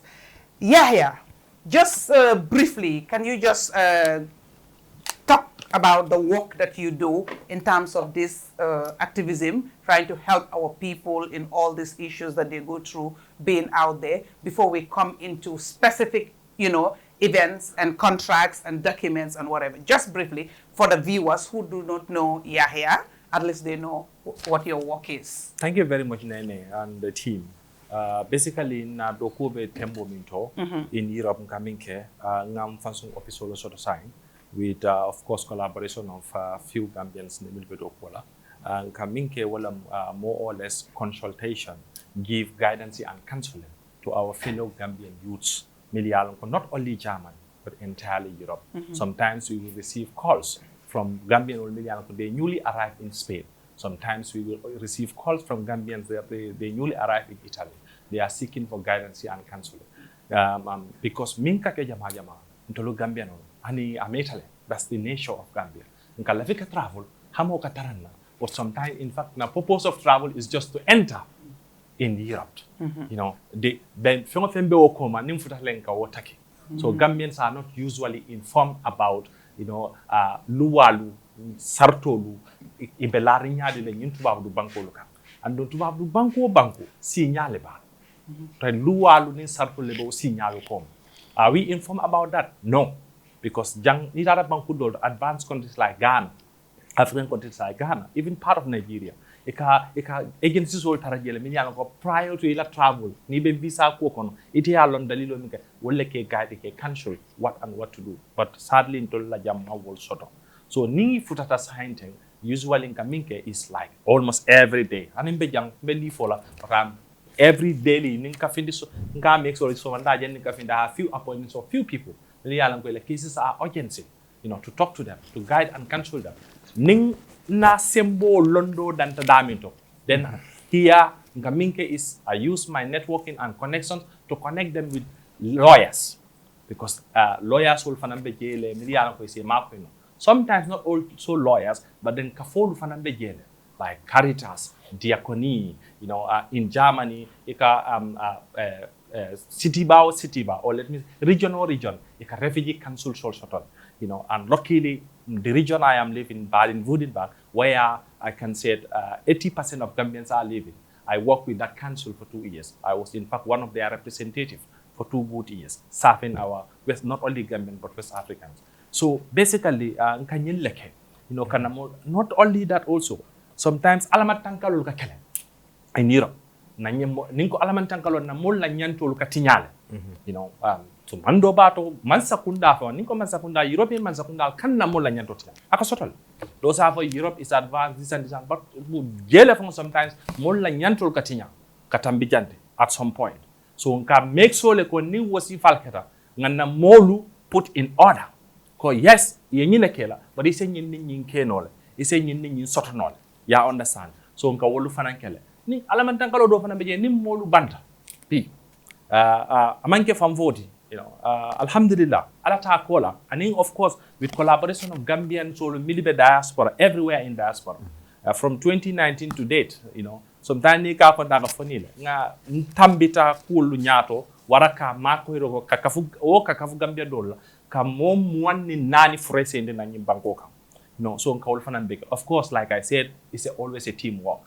Yes, sometimes Yahya Sonko, but there is a whole lot of teams behind, and then we collaborate. Of course, with the collaboration of their families, and sometimes within Europe. So nkawolu bekele. So bari ninka chame tadoro be dunna wolu be kono aka keno nyaari le mo semone kiyano. Abaraka ba. Interesting. Thank you very much, Abaraka Bake. Sa indengtum komanto and tolbe nga kol jele ika foko ika mol min sayndina na government, you know, it only go ahead di lala ye agreement le sign. And donc a metale mol ka fole agreement signed aman sign jumale responsible ta jumale mo responsible jumale e fen loje yana san na Gambia government iman song ka clearing the mol. It's a lot of speculations, a lot of assumptions and all that. Of course the European Union also, it's not their responsibility to give clarity to Gambian citizens that are seeking clarification, you know. So, I mean, and to our introduction, you've been doing this for so many years, a decade now or more since I know you're doing this. What can you tell us in terms of the agreement between the Gambia government and the EU in terms of bringing in our people who are on the return list, they call it, or deportation list?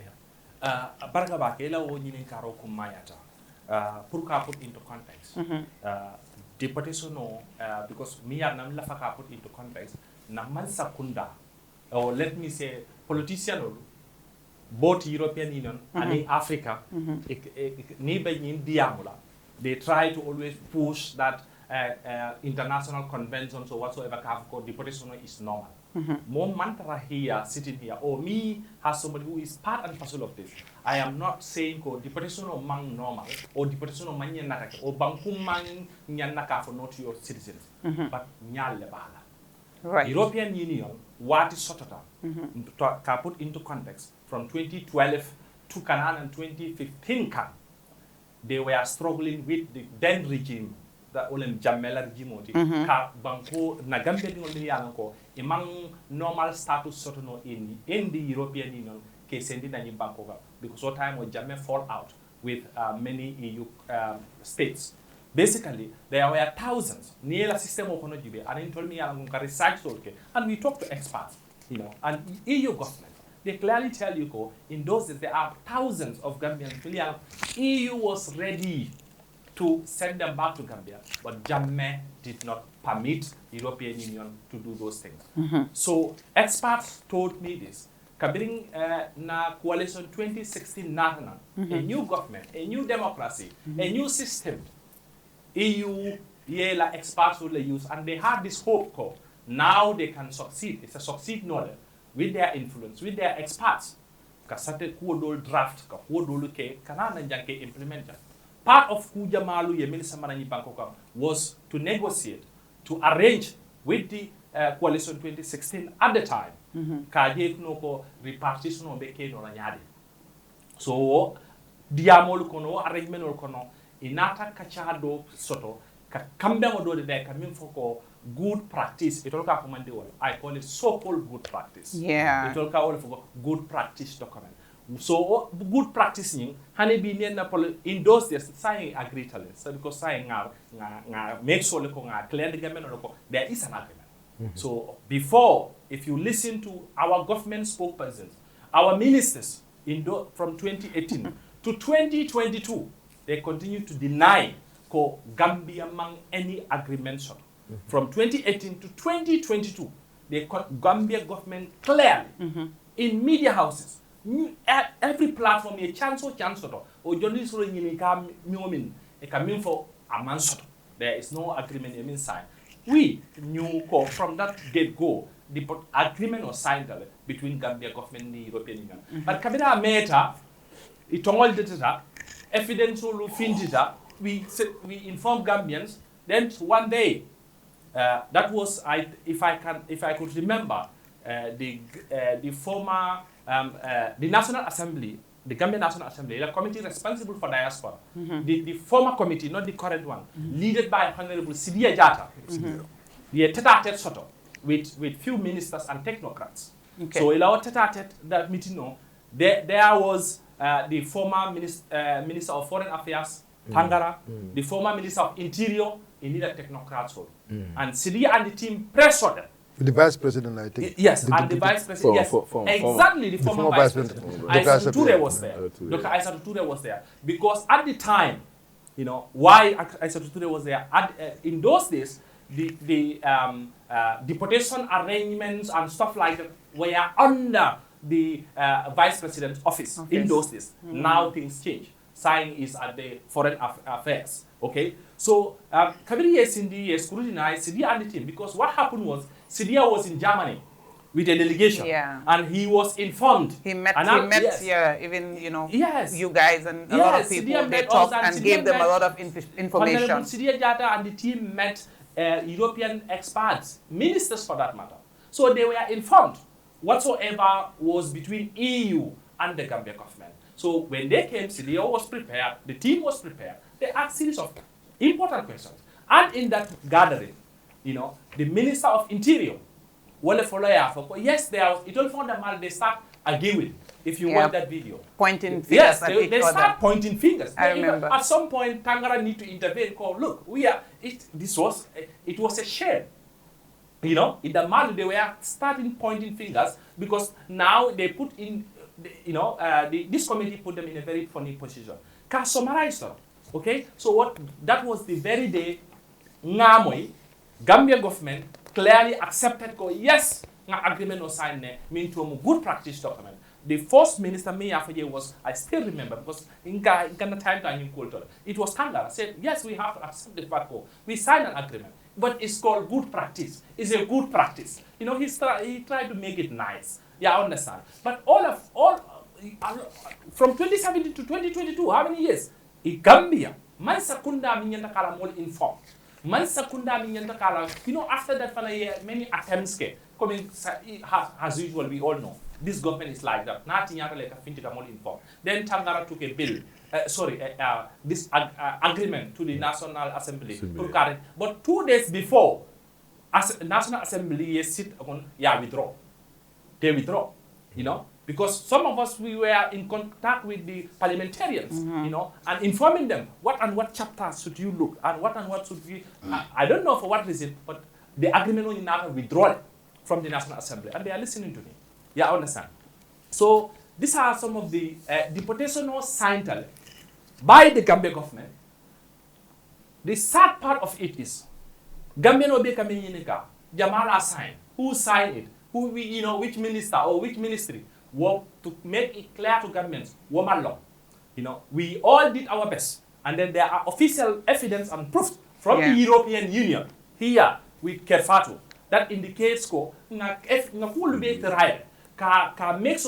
EU coming to tolla, experts yes, a campaign was signed between EU and the Gambia government, but a campaign was signed in Kaneka, document on your money na finti. Because na fintita abe na further discussion on na implementation of this agreement abe will letting we hinder it. Yeah, basically. So basically, yes, Kayla Mojabe, there is an agreement between the European Union and the Gambia government. Specifically, which year? 2018. And this agreement came into force in 2018. In 2018, yes. At that time, just for us to put it in the context, at that time, is it that the Vice President's office is the one that was overseeing the foreign affairs, or the foreign affairs was independent? No, it was still independent. It's just this particular agreement. Yes, diaspora affairs and this deportation was under the Vice President's office at the time. Yeah. And I'm not saying this to accuse somebody, but I'm trying to state putting things into perspective at the time, where things were. So basically, we can conclude. Logical conclusion would be the Vice President's office and the Foreign Ministry must have a role in this. The Vice President's office, Ministry of Foreign Affairs, and Ministry of Interior are the team, are the experts who were part of this. Who were part of these negotiations and everything. Yes. Cabinet is part of I can clearly say that anyway. Well, I mean, documents that I have in my hands here is a draft agreement, not the signed one. Exactly. But then again, through the communications you guys have had, they're telling you specifically that they cannot provide the signed copy because it is part of the agreement that the signed copy should not be released, should never be released, should never be made public. So definitely, I mean, anyways. Deka bo hamne dañoo def agreements on behalf of the citizenry ba pare ñu nëbba ko citizens yi So the guy is in the absence of information, rumor mills will trend. And kuneka daga in this own halati bopa. But anyway, now yo yange jiflante deport. Some of them in detention. Some of them they have the liberty to go about their business. You know what I mean? Yo come. It's a mungfon tolla mimbenji bela. You understand? Ila sinya, these processes that they are subjected to, would we say, is it something that violates the fundamental human rights? Are they treated with dignity? Are they treated like human beings? Do they really treat them like, professionals and follow due process to ensure they come? What can you tell us briefly? It happens in different manners, okay. ways. In some instances, sometimes it depends on the individual in arrest, which I never blame our youths because purposely I am saying this because nga kujama leje, nga deportational witness le, nga deportil, or let me say potential deportee me be detained in different situations and conditions. So I will try to put it in perspective. Yeah. Sometimes ni nate norma ke arrest for deportation purpose ni a cooperator, which is very hard. Wala na kumbukan na fonni ke belen. Some in some situations ni collaborate cooperator, like the more frate la bun kono, and it was in my time mumbunde kono ye mumbundala soro lumi na jamano Italian tubabol parere ke deport fonni me tarela fonni man taro blanc ani ye carnado bondi nang badibule inata yela bunda carnado e ka yelele ye wila bunko ye yes e ka yelele ay ka kenya min don fam kalo wali ta katara jel to bunda yele fab suto am jama suto ni ade ye muta tribulo do alon ko ye rapida do kudula do o bosta polto o de because e katare no makan ke surveillance. Yes, exactly. Yeah. So but usually la trap is always at night, 1 a.m. to 4 a.m. People are sleeping. Yes, e katara sino la rek e kalambol malekam pam o lambu bani o de ka baral falo then iko abshibu na Gambia deportation to Gambia. It's a question please tell your lawyer to communicate to the police we are here to execute. Then ni be sambakang, and some of them they will inform them. Yes, Beninke can because now government they have agreement with your government.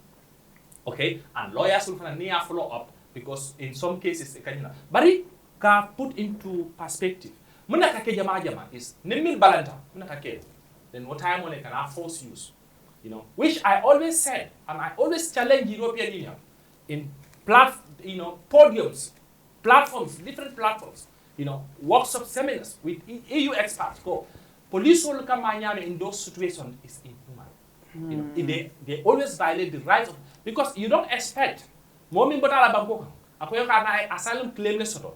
Reason that whatsoever reason it might be, Emma expect at European police officers should understand this at that spot. Emma expect welcome sir, arrest me. If he or she react, you should expect that. So but when you react, it is European police are fully trained to still use certain means to control them, but with with minimum force. Yes, exactly, with minimum force. Non or minimum force. Yeah, exactly. But economically, it's like it can chinimbadiale. Namolu jele potential detainees jele mi alko e bulo be catering. I saw it. Na potential deportees jele mi alko ye fon jolom bunja osanda Gambia bi. Not to be deported. Na potential deportee jel mi ala ko sudo kabri ala bunda yele a barata kijo ya fara anyama fenje nama ke la seto ti la ngala ala tablo kam ay la seto la chikaw lamdo ka palo be fara yay yellow is like shit laba itol police fon silata nga deportee jel mi ya lonko sumi ya kono Germany was around minus 14 to 16 in 2016 2017 kabiri na aka noma ya sot question trabal a jompita ala parentero la forest kono suno kono barake so la ba boyta flat ambulance le ba ni ka wosuto because yalla ne what mune be cost la ni man ta sai because am timitel na forest kono e ka de ta mota ya flat ni mota raji ngamo jele Gambia dingo mi yalla ko police ba bandila anin boro ay moto be na nga fam just feke moto nya pour moto asin kati so aka jari mo li nyim bela pour kana seno nyim ba ko not to come back to this country. No, seriously. Nintata detention campoto. Nkaku sifa beleje. Sometimes ntafa kan trauma ni setana swoko. Ya understand. And not only that. Ika situation o dolje. Jamanol kan na mol miliyaron ko modul manta kendare. So never kuranto. Nenyung agreement or read. Part of it tells you ko Germany or EU memorandum deport law.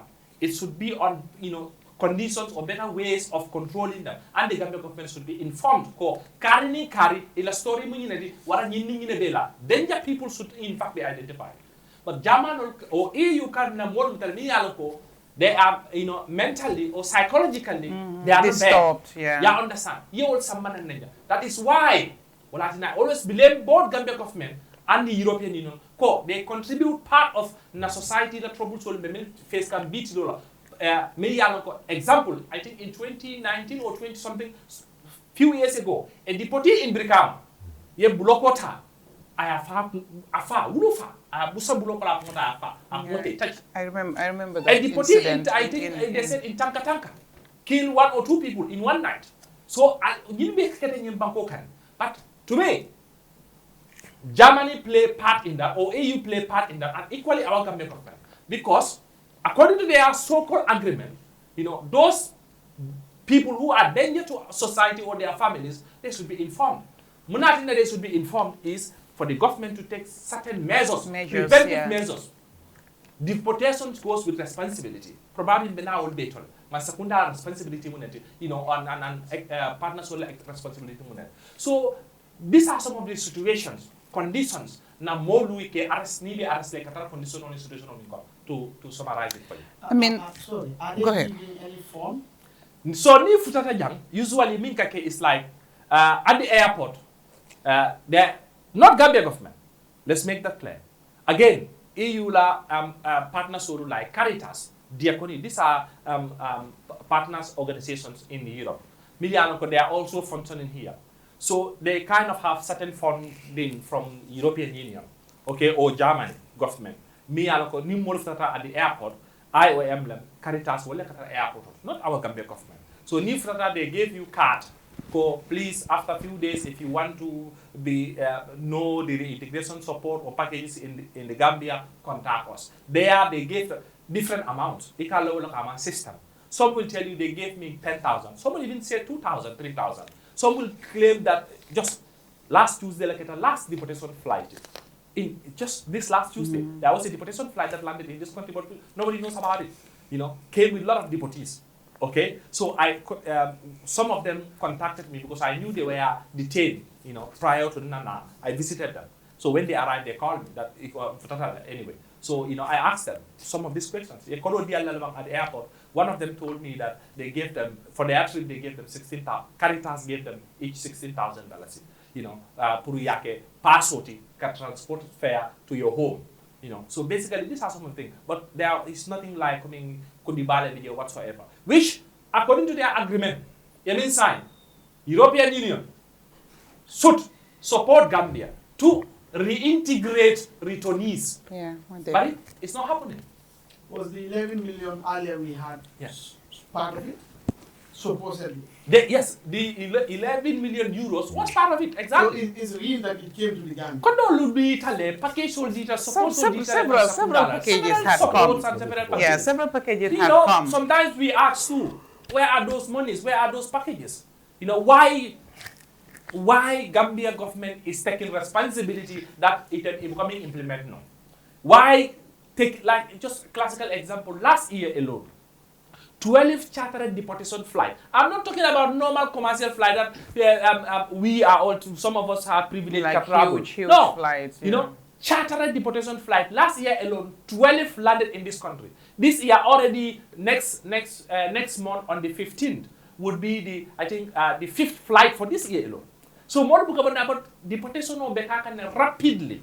You know, so last year alone, more mean Gita in Bangkok, deported is more than 400 youths sending from EU. You know, look at 400. That's a big number. Yeah. What is Gambia government doing towards reintegrating those 400 youths? Ni may reintegrate. You know what what is going to happen? They are going ni bota Europe le. Imam fel soto. Yes, samana yes sindiya. Imam doku soto. Imam kodi soto. Imam fel soto. Come on, you are exposing them to certain acts. Me alonko is danger to them and danger to our society. So as an immigration expert, you were opportune to see the so-called agreement you said. How do you see that agreement? Because, for example, like if not a Gambia government, Jawan government agreement was signed, that agreement will be do you think if the governments, like Gambia government, couldn't agreement like you meant for, in agreement, and Jaman will fulfill. How do you see the agreement? To me, this agreement is a win for European Union. Gambia is a loss for us. Agreement of Niagide is just a benefit to European Union. Identification of your people is benefit to European Union, not our people. Our people need a passport or they can a passport. That's what I wanted to even come to before Bayo asked that question. Because if you look at it, it's like they have a need to get some people out. Yeah. Right? For them, they don't need those people. For whatever reasons they have, they want to get them out. So now, for some reason, they've tried to convince the Gambia government to give them the green light so that they can bring them.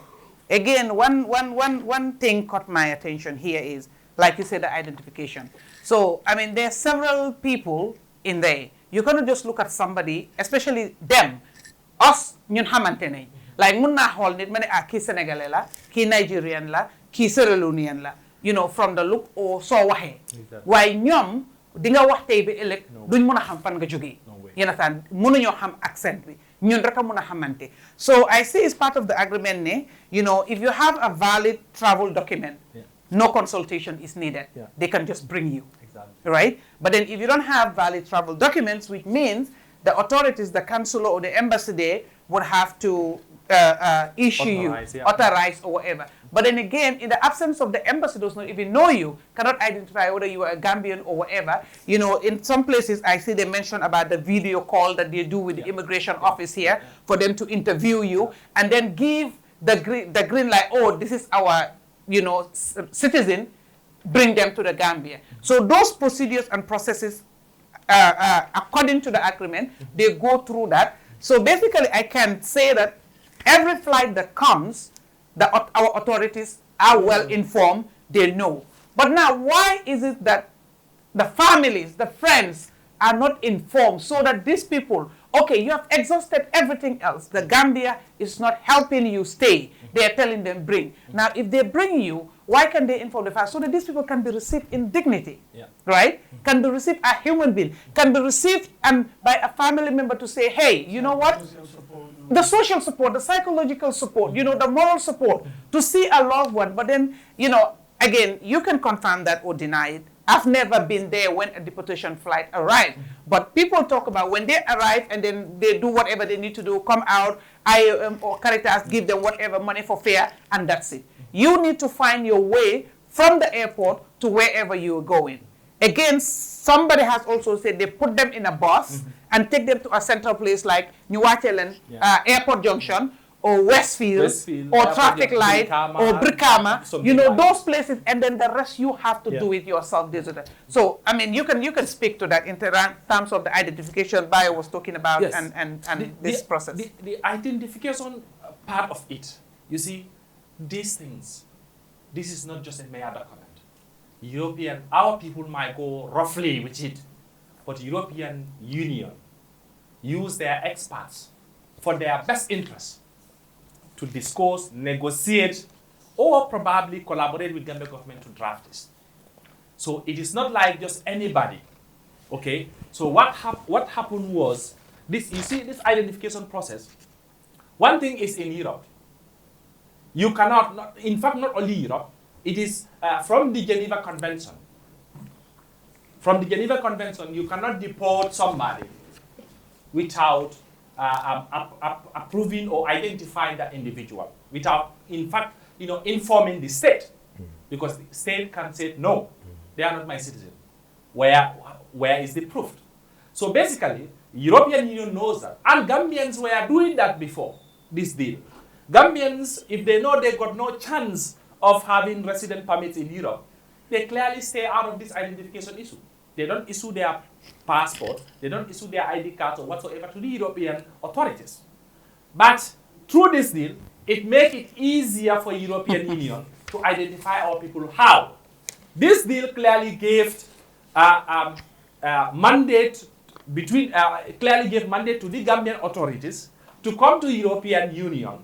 That is why you hear immigrations are in Germany, in Italy, identifying Gambian citizens. It's because of this deal. I am going to name somebody here because he said it himself and it's in the media. Because he is now Honorable Mai Fati when he was Interior Minister. And then he was sacked by President Barrow. And then later again appointed as I think special advisor to whatsoever. He resigned. When he resigned, immediately, you guys remember he made a European tour. He came to Germany. He was in Spain. I invited him. I gave him the suggestion that, you are a politician, you are a public figure, and you were an interior minister, and at some point a special advisor to President Barrow on policy matters. Come to Germany, have a discussion with us Gambians and some EU, some experts who are in Germany at the time. Mike came, part of the reason why Mike came, and it's in the media.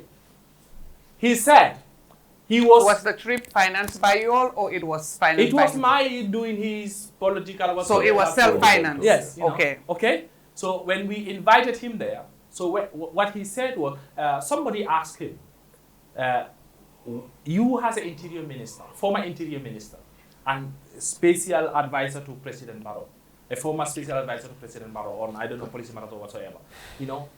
What do you know about Gambia immigration officials in Europe? They were, in fact, in Europe at the time. At the time. Some were even saying that just last week I met them. What knowledge? He said, Mai Fati, the former interior minister, said at the time that when he came as a minister, he questioned this too. Why should we send our people, our immigration department, to go to German and EU countries to what Mai said, and this is in record, he can deny it, but we will VAR him. We will bring a VAR, because I know he's good at that. Mai said in that gathering, okay, that he has kind of back and forth with immigration department director. That's what he said. A confrontation. Confrontation. This director should be the recent IGP. Yes, it could be. Sidi Mutar. Yes. So Mai said. So Mai said the then Director General of Immigration Department told him that this is normal. We have to leave our people to go. They have a lot of chances. They get exposed to Europe, and it's also a per diem chance and stuff like. Mai said this. Okay, so basically, this tells you that these are not even the interests of the government to do this. In my view, from the perspective of what he said on that ground, that's one thing. So basically, these things are just mechanisms for our authorities, our institutions, our so-called experts to travel to Europe, to do whatsoever they need to do for the interest of the European Union. But again, they also have benefits from it. That's one part. Okay, EU knows that they cannot deport Yahya Sonko from the European Union to come back here if they cannot identify me. So what they will, sometimes Yahya might refuse to give his passport, but then with this agreement, it says that if my passport get expired or I did not submit my passport, mana passport di German, for example, what German can do is like, they can authorize na so-called honorary consuls. Like example in Germany, Italy, mang embassy sotoje. So, but there are honorary consuls there. So according to this deal, EU or the state responsible, like say Germany, can use honorary consulars to organize laissez-passer on my behalf. Okay? So with that laissez-passer, with this agreement, that laissez-passer is enough to deport somebody back. Wala tineka mo deported from because he might understand. Wala nega deported we kafta jang ni mo di interview. Yen samba nan ne man ni kayti samba. Man na passport dila. Yes, imam passport dila. But illa man sakunda through this agreement is sontale pour consular carry in this European country or city carry to issue a laissez-passer. Even without your knowledge. Yes. Yes. No, they don't even need to consult you. Yeah. They don't need to, hence, so at some point, that also get difficult for them. Then, the immigration department will Qatar, Calshua, Berlin, Milano, and stuff like that. Police will arrest you. They first invite you, official letter, call, Allah immigration department, Benin state carry, we invite you to go there for identification. Ni manta, then, it can arrest warrant le come. Okay? Automatically, arrest warrant le come. So what can happen nyadile ibana ko nini police of benda for normal control in the city because Europe is system. The more ni Europe near control kila kaito flow nyika. Kaito bara number la kataraje. When they put that number in there ila kai thinking no kataraje tablet near portable clearly they inform who you are. So it can arrest you immediately because already there is an arrest warrant for you should be arrested to be forcefully take to that interview. So police will case samba ye detail for your date sort of yes, some minor immigration policy, it can come in very useless. The Gambian immigration officer. They will tell you, young system of Brikaman. Jamal Brikam is Ral Kalot. Jamal governor. You giving those answers, then to them, their view is like, okay, he is a Gambian. Yeah, understand. Okay, Jamal Bernin Almamot. Berenin ben not pang munto region jamane kono. You giving those, nita malong giving those answers, ibe fa identify kan to them. Then ni bota je recommendation on safe. Ika recommendation on safe ko carry, we recommend that Mr. Yahya Sonko is a Gambian. So basically saying that recommendation also is fit for the purpose. Germany can use that to force the honorary consulars pour laisser passer the day say. So identification of Interesting. Before I move on this same topic, let's move a little bit. Some time back, we see this agreement again, Gambia government, Spain, right? Yeah. The mol sambaje poruka lemuno tombongola, right? Spain migration, exactly. Whatever, farming, gardening, whatever. Because again, I haven't seen that agreement. Whether they have published it, I don't know. Right? No. Exactly. But that's what they said. Yeah. But it wasn't even too long. Now, news came that, majority of the people that they took have all absconded. And then eventually, the last few, less than 10, came home, voluntarily for whatever reasons. What can you tell us about that? Nene, Gomez. It's very, very sad. But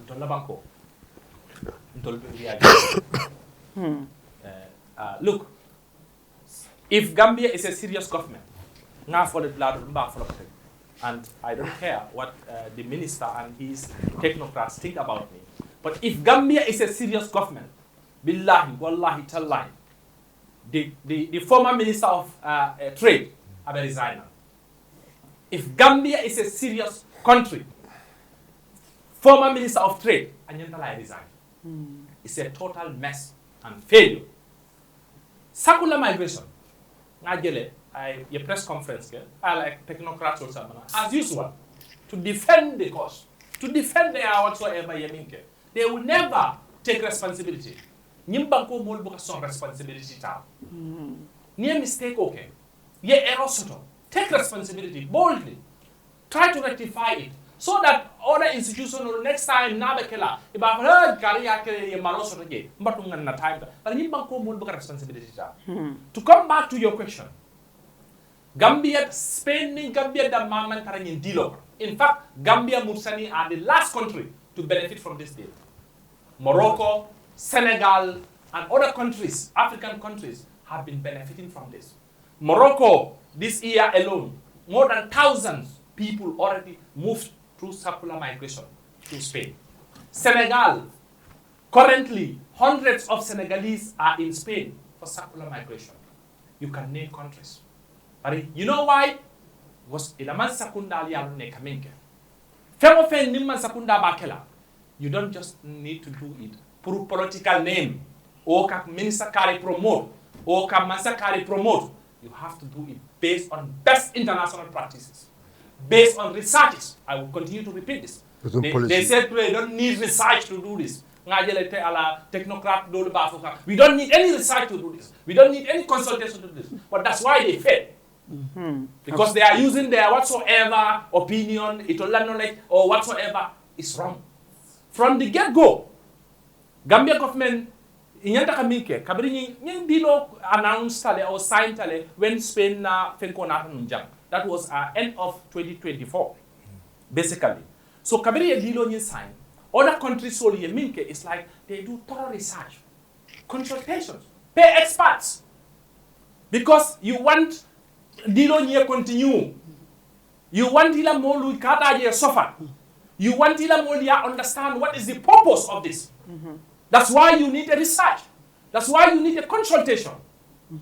It's a shame for the Gambia government, for technocrats to sit down, defend, proudly said, we don't need this, we know this. The minister was saying, Namodie, these are experts. He was even proudly saying, the experts, they fail in their duties.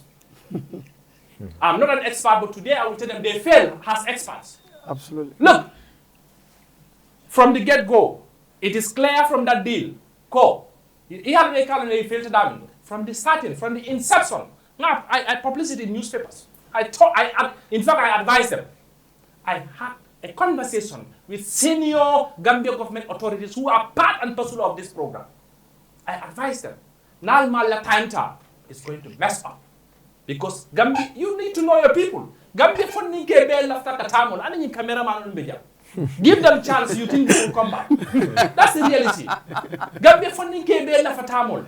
Ntolla cameraman ol tetare parce que nino cameraman ol tata ñing show be fola. So sometimes you need to understand ila bolu. Allah fi dakata. Ila be kunkono. Ila mentality. Ila mira nya. Thank you. Gambia funding ke jamal be gele mira nya minti is just to have a chance to get to Europe. Absolutely. So basically, ni chance somebody will in a silver plate. It may explain here. It may put in order. It may program. Ni tata ila mentality be bring all the time. So Gambia government, ye minke, mistakenly was ye yim program or deda, okay? But ntela view memunti is imam proper preparation, proper planning prevent poor performance.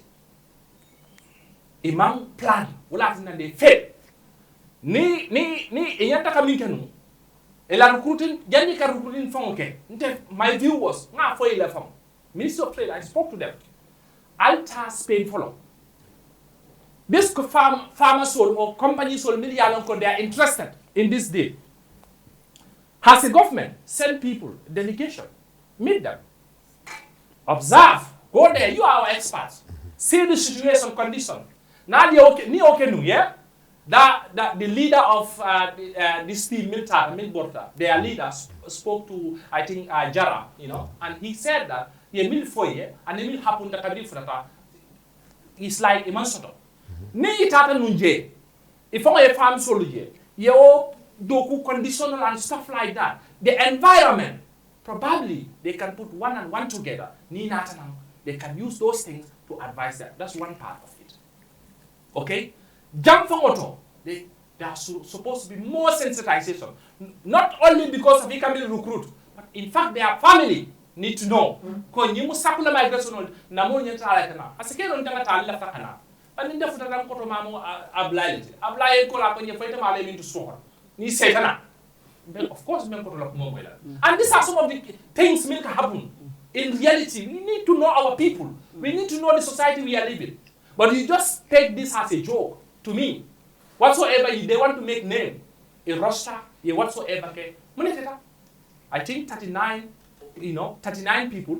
And from the get-go, like I said, the embassy made it clear. In fact, I was informed clearly prior to the recruitment of start, the Spain embassy, I would say this in English, the Spain embassy invited them, the Spain embassy in Gambia invited them to come and have a discussion with them. Thorough discussion with them. They in fact informed them, it's a pilot phase. We are not going to give you hundreds of visas. We are going to give less than 50 visas. Yeah. Yeah, less than. So if you are informed, serious government, I mean, you are informed, your partners will be informed, we are going to give you this amount of visa. Why do you allow more than 10,000 Gambians to go and look for passport? Because they are not informed. Why do you allow more than 10,000 Gambians to go to Labor Department?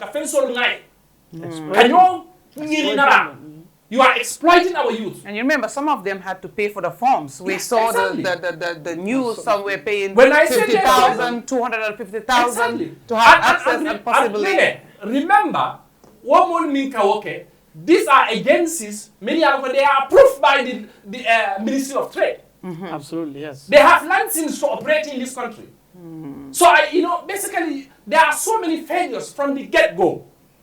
So if usually obey, you struggle obey, and according to their narration, your main interview, they will give them each of them 2,000 euros. Secondly, look for who told the people? The leader. They have a team leader. The team leader had an interview with Jara, Ibrahim Jara, okay, in Mandinka News, and then Ibrahim Jara asked. And he said this, they were informed prior to their arrival. But no, prior to their arrival in Spain? Yes. Okay. Okay, so imako di dealer. Secondly, they were told, na embassy lebenal kamal. Okay, welcome now. That is the government embassy in Madrid. But according to our explanation, I'm not blaming the embassy. Yeah. According to our explanation, it only up to 3 days. Like a family telephone to communicate to the embassy, and then what the response to him was, we were not informed in the Carle. Basically. But it will be it's government way of doing things. So when they arrived there, then what happened? The farmers welcome them and then take them to the farm directly. And according to them, it's all they think. Yeah, well, I have information to be clear as a government. But you know, we talked about all this here, right? The expectations and you know, whether these people go in, do they really know exactly what lies ahead when they get there? Everything that needs to happen. So in expectation, so what happened? Already they start planning in their head. Here and there, stuff like that. So the next target is Intertesed. So you want me to blame those, it's 33. You want me to blame those 33 youth will abscond? Yes, I will blame them for some reason. But then definitely, if Gambia government here homework, so as we speak, those that 33 39 went, so 33 they is somewhere everybody. It's only 6 ministers. And look, I would again. What happens sometimes here they from. Is better than India. Minister of Trade and our technology, during their press conference, you all go and watch it. Your team was there. The press conference after the absconding? Yes. Just last 1 week ago, they did a press conference. The minister himself, the former minister himself, was the one leading the team about that press conference. You know what after being appointed to defense. Yes. You know what he said? A journalist asked him that they put to him what people are saying, the society is saying is, Minister Borta, you are not offending table, you know, job and stuff like that. His response was, it's not because of job. Job is not the problem in this country. There is, you know, job is available. He said, could you imagine? He said, could you imagine? Take this, underline this word. Could you imagine? The minister driver was part of the people who went for this trip. A minister driver. The minister, youth own driver, he said it. I am not putting more words in his. So he himself said his own driver was part of it. Was part of the people Miliaro Tata. Now, is that guy bad or you are not sure? No, I am not sure the name of the driver. But now, the question that came to me as somebody who deals with this migration matters is, why the minister driver in this force package? To me, now, my view, and as far as we all know, Gambia, so if the minister driver is there, permanent secretary brother is there. If what he said is anything to go by. Job is not a problem in this country. And that driver already had a job. Why did he go? Yeah, exactly. Why was he put part of it? No, what I'm going sometimes they found it's better than to challenge or to talk. We'll come back to you. Cham. Gis nga Katie. Correspondence and everything else. Dem nga lii luñ laa yàgg waxtaanee la. Dina matteem du matte. Moom lam du moom. Tooy nam wow na.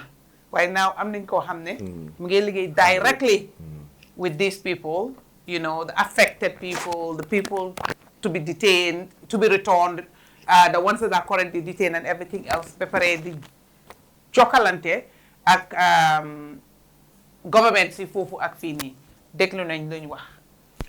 lan mooy sa gis-gis si loolu. jërëjëf foog naa ne monsieur Sonko dañ ko gërëm bu baax si taxawaayam ñun dañ ko buddi encourage because every time ngay génn di update Gambian si boo di àddi local radio King FM ma ko déglu suñu soppay fu nekk young man la su ko neexoon de ko lay soxlaa dégg nga wala mu ngi Germany o mu ngi Europe di entire Europe mu ngi monitor youth si moom dafa toogut waaw so kon foog naa su ñu amee maas yi nga xam ne ñu ngi ci dëkk bi dañ leen war a gën a gërëm ñaanal leen foog naa tey lu mu fi def tey lu mu fi wax yëpp dafa ay fax la nekku di ñëw di tuumaal lu mu wax lu mu xam la soo gisee lu mu ko waxee sax la nga xam ne dafa xam si lu mu wax waaw foog naa ne government dañ war di respect kaay nii suñu discourse because te amul benn agreement mu nga xam ne mu ngi am yaa ngi koo am ak beneen European Union maas yi nga xam ne Mr Sonko dañ leen war a boole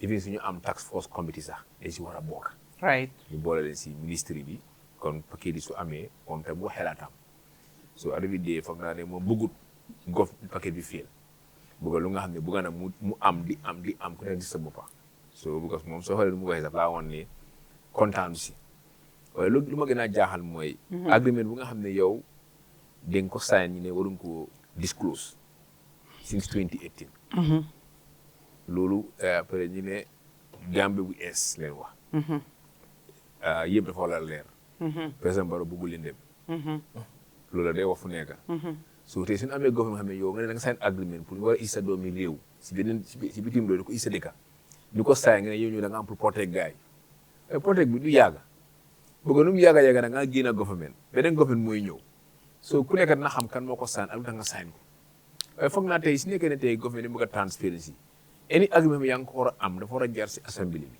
ñu xam ne lii agreement bi sign nañ ko nii ak nii si nekkee dañ ko sign time bu nga xam ne da ngeen soxloon xaalis wala da ngeen amoon pressure from the European Union ngeen def ko wala ba tey ngeen gis ne léegi lii def sign ngeen ko agreement bi baaxut mu ngeen delluwaat baax parce que soo xoolee bu gaa ñëwee 2017 2018 government yi Barrow agreement yi bëri sign nañ ko even bu dig Sénégal government fu nekk ñu bëri sign nañ ko time boobu xi ña mun ngaa wane xi ña xamul government ñi ngi ñëw ees ñu leen tegal ay kayit ñi ngay sign rek su toogee ba si kanam benn ñaari at ñetti at war ngaa mën a xoolaat loolu agreement bi yaa ngi ko doon sign tey soo xoolee di current government ni Sénégal agreement bëri xam ne mag yi ñu ko signoon ñu right now ñu ngi ko review understand ñu ngi ko review bi ko tam mun nga def agreement yaa ngi ko sign waaye ñu ko sign tam waroon la mën a protect ne lii waru xam ñen ñoo sign comme ni war suñu dañ ko war a jël loolu mooy digga waaye soo xoolee tey soo xoolee lu tax ñu génne fi Yahya Jammeh 2016 nguuri Adama Barrow ak coalition government ngay wax jamono boobu ñoom leen campagne ne soo gisee Gambie si di génn réew mi dem bitim réew dem ay bagway dem si Europe bi dem di xosul li Yahya mu amee réew mi baaxut dëgg bon musuloo dégg ne ñu ne nguuri Jammeh sign na agreement pour ñu war a deport xale yi di isi gaay fii xam ñoom moom Sonko mu doon su ma ko dégg wala ñoom ñoo xamante ñoo doon tuumal Jammeh ne soo gisee xale yaa ngi daw di génne dëkk bi dem because Jammeh police bi baaxut dëkk bi doxut yaa ngi soona waaye tey am na tey ni ngi dem tey nga am na dañ seen yaay dañ jaay seen takkaay am na seen yaay dañ teggi susu ñii dañ jaay seen kër yi feel seen doom yi dem ba Europe ay nag yee xar yi yëpp fay nañ ko waaw so tey soo ñëwee léegi yow government nga xam ne tey yow da nga sa campagne 2016 mooy da ngaa créé job opportunity pour youth si loolu nga campagne soo xoolee ñu génn di campagne ñu vote Jammeh aw dem youth si ñoo ëppa bu ne am xob bi dafa xaayoon trop ne yëpp léegi Gambie bees la ñu am wala lu mu gis léegi mooy ñoom ñu dem di sign agreement nga xam ne sax nangu wax Gambien si lu fa nekk lii ñu bëri amuñ ko kayit bi ñu bëri amuñ ko. mos dëgg na man but for the first time because lii lu ñu waxtaanee la on several platforms for years and years and years and years. lu wax dëgg la dinaa leen ko ne loolu musul kenn musul sign agreement amoon am na jamono sax bu tey mooy élection war na am sax dañu amoon stop. yeah the deportation dañ ko xooltoon. amoon na sax. time bu stopoon nañ ko because xam ne suuf di moon yu ñëw di moom mu yàq seen campagne. wala stopoon nañ ko. that was 2021 election. waaw so yow soo mënee stop loolu. ba gis ne tey yow isu nga sa doom yi dëkk bi. waaye doo nga cancel the entire agreement. nga ko def. wala sax nga soo ko cancel sax mun ngaa renégociate. nga discuss ak gars yi wane ne ma right now ñu nekk si dëkk bi fii sax amul liggéey. so li moo nga isu ñu xam ne tey ñu nga xam ne ba eega. bàyyi leen fa gars yi ñu jàngam métier suñu paree tam ñu xëy na fii tam ngeen def agreement xam ne sax région bu nekk dina am ay factory xale am dafa liggéey wala ñu mix agriculture bi ñu gën koo waaye gis nga si agreement bi there is a portion bi ñoo wax ne pour support bi gars yi di provide pour reintegration bi so now because ñoom indi wuñ leeral kut ne xëy na ñi xalaat ne ok def nañ agreement xëy na ñële seen part fulfill nañ ko liñ leen war a jox pour support su gars yi excès possibly jox nañ leen ko waaye ñun suñ nit ñi ñoo ko nekkul di extend si gars yi ou ñoo nekkul di create let's say the factories the industries xam nga the jobs so that they can be engaged instead of just be scattered everywhere and be committing crimes or be involved in things that are not productive would ndax xel mun naa xalaatee noonu. maa ngi fàttaliku tey moo nekkee GDC Mama Kandeh mos naa challenge government si fonds su nga xam ne ñu ngi ko jox government bi. waxoon na gars yi sax ne comme xale yi nga xam ne ñu leen deport sax suñu paree moom mun na la utal lawyer ñu dem court ñu challenge government bi si loolu. maa ngi ko fàttaliku bu bosoon la woon su ma fàttewul so da nga gis ne fonds yu ñëw bëri na trop. mbaa mu ñëwoon naa def loolu. wala xale yi ñëw reach out pour. ndax kon ndax campaign promise rek la woon. campaign promise Ablaye. It's not campaign promise, it's reality. Reality la woon. But reality la waaye ndax loolu des na ko moom bëgg naa dimbale gars yi. This is the problem with this government. Wow. President Barrow, when he returned. No, not the government. He is saying Mama Kandeh said that, was challenging the government because there are funds that normally come, and it's specifically meant for the youth, right? To empower them, create jobs and skills. So Mama Kandeh was saying that he was ready to mobilize these people, like returnees, the youth, and get lawyer and sue the government to be able to tap into this fund. So I was like, has that been done? You understand? So I said, I hope it was not a campaign. Mama Kandeh said, if those youths are ready. Ready. It's not him. He said, This politician can twist things. I think I'm going to statement. Was very powerful statement. I spoke to Mama Kandeh, Mama, when he was in Europe, almost all these politicians, including Khalifa Sallah, Sidi Ajata, so all of them, I met them when they were from now government be. Can you'd see. I think Mama is still on that promise. From now government be. ñoom ñu war a handle lii handluñ ko noonu ñoom foog naa ne am nga oto ma ne coalition government bi ñoom si doori bi la gars yi doon di féel waaye gis nga bu soo doon ba si biir gis ne yow def nga agrim saa nga yu bëri toogalaat xoolal may faati right now moom si government bi la nekkoon waaye tey mu nekk si government bi nekku di bële système bi waaye bu mu génnee mu door di ñu wax ne waa immigration director bi la woon man bañoon naa lii ko fekk bu sama seen carte yi because so loolu moo tax ma wax loolu mu nekk si loolu moo tax man mënu maa nangu yu bëri mu loo nekk ci système bi yow nga bokk ci di son bi time bu 2018 may was in the government voilà he was the minister of interior 2018 so yow interior minister yow am nga right because interior minister la foreign affairs vice président yéen a toog ak cabinet bi because loolu am na fa xam ne cabinet dañ fi ñaa discuss table ci cabinet bi so ñëpp ku nekk xam nga lu xew so dama gëm ne tey government bi ñoom lu tax dañ war di wax Gambie ci dëgga lu métti waxal Gambie ci dëgga because lii coow nañ ko coow ba comme lu ko Sonko waxee parce que ennemi bi la gars yi ñu nangu ne waaw agreement sign agreement bu affaire yi egg na fa nga xam ne léegi amuloo noo wéetu da nga pour wax bon agreement nga xam ne ñu ne waaye da nga fàtte ne xam nga CDA demoon na ak ñëw with information waaw so tey soo xoolee tam si affaire yi 39 youth si gars yi wul wax nañ ko fi yow xam nga figo si ñaata naka lañ ko de ooyee sakula migration Why is circular migration? Because they have to go and come back, for a few times before they are permanent residents. So, so loolu boo wax nañ ko fii nee na fii loolu discuss nañ ko fii ba am na ko fi toogoon sax mu ne moom am na ñoo xam ne ni ngay jël xaalis ay nit Wow. MP support MP. Today we need sir. When am jël ay 200,000 250,000 yaa ngi jël xaalis ay nit. Because I guess he was interested wanting to help some people but couldn't get access to the forms. Instead they were charging, they were paying money. So ñoom su am sax ñu doon def am na keneen ku gaa jëlee from the APS dama def business bi dam. Waaw yaa ngi ko kiñ kooloon noonu. Naka fala naa tur ba sax naka la tudd ki daan kiñ taskoon pour ñu joxe forms yi. Obama there you go. So gaa yëpp ñu doon def business. Pare yow ñu xam ne Gambia xale yi yu si amul xaalis. waaye so over 10,000 Gambian youths ñoo dem di line keroog soo demee Banjul jamono boobu immigration doo am yoon doo am foofu mu la romba ku nekk mu ngi xosu yoo xam nga amende bi ñaata la loolu xam nga amende bi ne lii nga soxla 39 defal press release nga amende lii leen soxla simple even suñu leen 39 leen soxla sax okay in saying we're going to take 50 waaw we need 100. Double the number, sir. To at least get the best out. Exactly. We need 100 so that we can pick the best out of the 100. So people know, but then you just left it open when you know specifically it's less than 50. So yooyu. Parce que ñoom xam nañ ko ñoom toog nañ ak Spanish government bi wax nañ leen amende bi wax nañ leen soxla ka leen soxla wax nañ ko yëpp. So li gën a garaaw mooy ministre si boppam yow nga ne sa driver si bokk. moo tax lu wax dëgg ministre bi. tey si ne ko yeneen dëkk la woon dañ ko war a génne wala ren ñu ko promote fu mu nekk nii bi ko léegi ministre of defense ne ko ministre bu ndaw de so kon tey ñun den am ko fi nga xam ne as far as président bi yaa ngi koo wax bu neex yaa ngi koo political rek am problème yow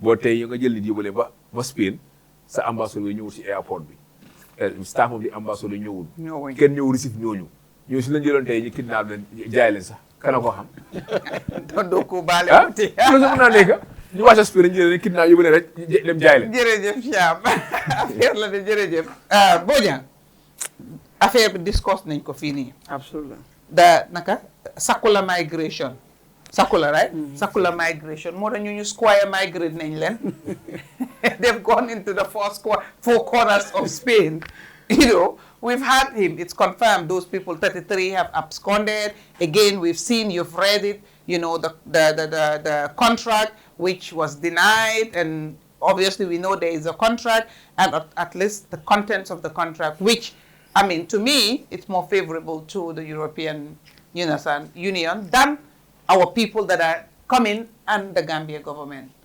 What can you comment on that? Thank you. First. We have said it here, Kafoko, Mansakunda be Kodinino online nunje, anila politician all. Because Niano Kobe Nimon and Kamole and the Tala, Yindulato, and the Mormon and the Tala, Isula Nimusi Falla. System only in the put up, Katigel Fenk, Kafoko, or an 100 job position of Fenk, we need this number of positions 3, 2, 1. Many other criteria that fulfill. Yeah, apply. You understand? We don't have any problem with that. But these people were hell-bent on helping their own people, that's one. Two, it was exploitative. Because in the first place, neither other Spain, Gambia, and is different. And ite era ko dale wafi. Wala ifama bama wala mama ni sole bondi ni sole awafi pu ite eta. Yaje ko ndena la jena me nga nyinke. Nimmunta mawo fo jono. And the form naturally, you will know that so you will business on Yinkono, Yente Nenele. Or on the Sonaka Munye. In fact, if I remember Nindata, not just to the Kamuna at the Kalaponyati. Naturally, you will be inclined. Because you need business. I'm just like a commodity. Right. Now, if you are aware that, most likely, what they told me, which is easier, that I'll have this type of condition, I'll have this, and I came, nothing of that even happened. There's no guarantee that even if I go back, I can have a chance to come. Because if these people are doing it for business, look at it this way. Just like motor. Yekiliano mensika. Ale motor kono. Okafele, my Johnson said, you are going after another client. So it means if the announcement comes again, those that have witnessed the journey or have embarked on the journey, they may not be very lucrative in terms of what they mean dealer because I only alone. But the new bag, you may give more priority to those people, meaning you will not even consider them to return back. So you may put them out more same year and have then what AFSCON. I know that's not the solution. Because one at the bank of another cool but many are the government did not do their homework well. And we should agree. Again, you see, I have said it, in the short term, that is not bad. But this is not the long term thing Mayor or Musa promote. You see, Gambia has leverage. If the experts, you see, and that is why he talked about the issue of experts and those people who were sitting around the minister saying, you see, Gambia no jama he technocrat la, he advance minister be. No, all technocrats at some point must be political because they are serving a political master who is the minister. Sometimes that is why it's important that the Ministry of Trade goes into consulting firms who are independent. They don't care. They would give you the right consultation. This guy is not a small guy when it comes to migration. Officially, they could have used him. That's what we should do as Gambians. Yeah, he has a wealth of knowledge when it comes to these issues. Yeah, he's been doing it could be even on pro bono. More than a we decade. will fund your air ticket, your accommodation. Please come out of Gambia. We want you to tell us exactly you are a Gambian. We cannot pay experts, but you are a Gambian. Sometimes the permanent secretary that you are relying on to advise you is a politician. Not even sometimes. And he wouldn't want to say things that usually, naturally, will not be in favor of the overall political master. There's no independence in this country. Forget it. We just try to say it, but there's nothing like that. So those people may even advise you because at the end of the day, they stand to gain something from there. So they would accept because they know they are on it. So they will be able to help their nephew or their deceased. So they don't mind. But let's say a consulting firm or somebody like him, is used, they would have got it better than it is. So Gambia should understand that I don't know permanent secretary technocrat or lemansi. No. In fact, sometimes that same permanent secretary, near vet, he got promotion because of loyalty, not because he has actually done tremendous achievement at the ministry. No. Most of them got this because they are loyal. They don't question. The minister says this, they try to make sure they do it. So that is how he has been there for up to now permanent secretary. No. But if you ask, the projects that came to the ministry, this permanent secretary, what role has he played to make sure we have this performance? You realize some of them will not even attend the position of permanent secretary. So the system, is very important. They needed experts. They needed people who are independent to help them. You come back again. I think we could have, this was a very golden opportunity, and we messed it up. Yeah. Because we have EU-Gambia FIS something agreement. FIS alone, FIS. Do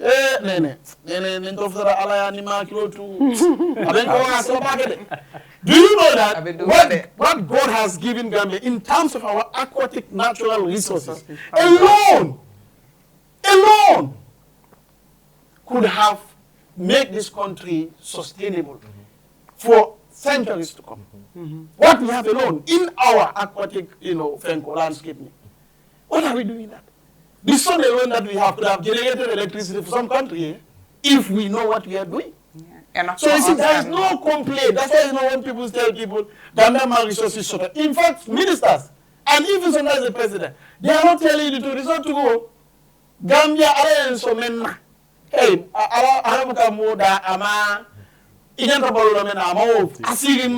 no, it doesn't happen. And that is why God said, for those that tell us in Quran that He said He has not created any human being on whom He put a burden that he cannot carry. This is the truth. So if I were them, and I advise, there are times in life when you do not need to act or sign or say or do anything. Islam taught us that. Christianity taught us that.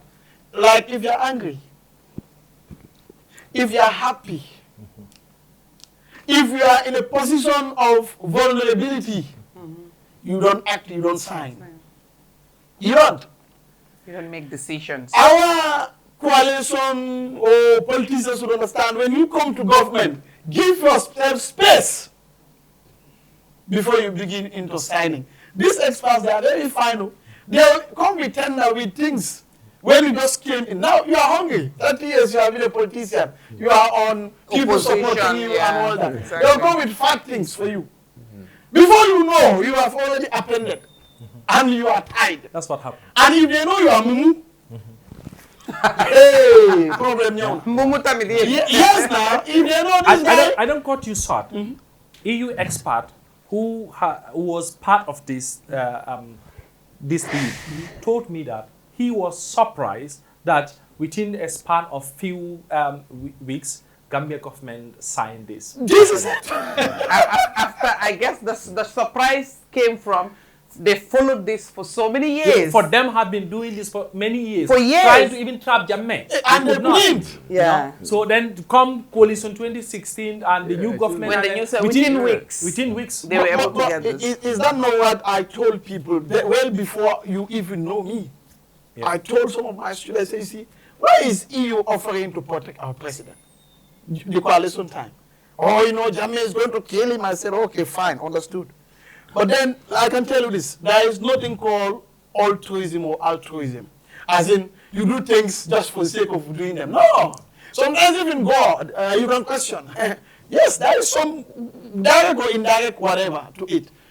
This is the thing. Why is Senegal so interested in, taking care of Barrow and defending Barrow? No, they have an interest. The Sangoma and everything, they have tried. Sometimes you cannot say some of these things.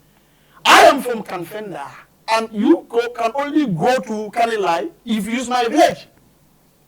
That's where the Johnson is. I have people in the military, directors and so on that I chat with. They know a lot of things. You cannot come and say a lot of things. There are a lot of things that Jammeh denied because he knew it was not in the interest of this country. the people. Part of the reasons why a lot of the people, especially the international community, don't like him is that this country has great potential in many ways. But Jammeh had to take the initiative. You see, that was this guy we are talking. Not because I'm APR. I mean, people now know that I don't defend APRC when I think it's wrong. I think people should know that. But there is this guy that I spoke to, senior individual. Senior individual from APRC. Not APRC, but he okay. worked for Gambia government during Jammeh's days. Okay, all right. Told me, I said, you know what? Because then I was learning what we call separation of powers, checks and balances, basic government. And I happened to be taught by one of the best government teachers you can ever have, Paul G. Grant Adai. So we discussed this. I had a chat with him. Why is Jammeh taking a lot of these ministries and agencies to State House? He laughed. Yeah, under the office of the president. He told me, it's not he doesn't know that we have what we call separation of powers, checks and balances. He knows. But it works with the people that are honest and have similar interests with him, Jammeh. So if Nene doesn't have the interest of the Gambia, Jammeh knew that, yes, I should allow Nene to operate, but he's going to operate outside of the interest of the Gambia. So sometimes if he sees those things based on his intelligence, he brings the office. That's why he says, they announced at GRS that he has started taking this office to his office. He said he wants to oversee. There's a project or something coming, and he knows if he leaves with these people, they are going to mess it up. And he doesn't want to miss that opportunity. This is the reason. Not because he wants to be in control per se. He told me this is the reason why he does some of those things sometimes. Okay. Told me that is why he knew if you leave certain big things, projects for normal departments and ministries, they don't act in the interest of the Gambia. And by the time he knows, the project has already messed up. So even if he sacks you also, he said, you remember he told you, if I disclose sometimes why I sack people, you are the people who are even going to attack them and kill them. So he said sometimes Jammeh is like that. He's very pragmatic. He will know this is not the law. But he said, okay, if I follow the law, Gambia will lose. He doesn't mind the law. He does it. He told me sometimes that's how he behaves. It's not that he does not know, he knows. He told me Jammeh reads.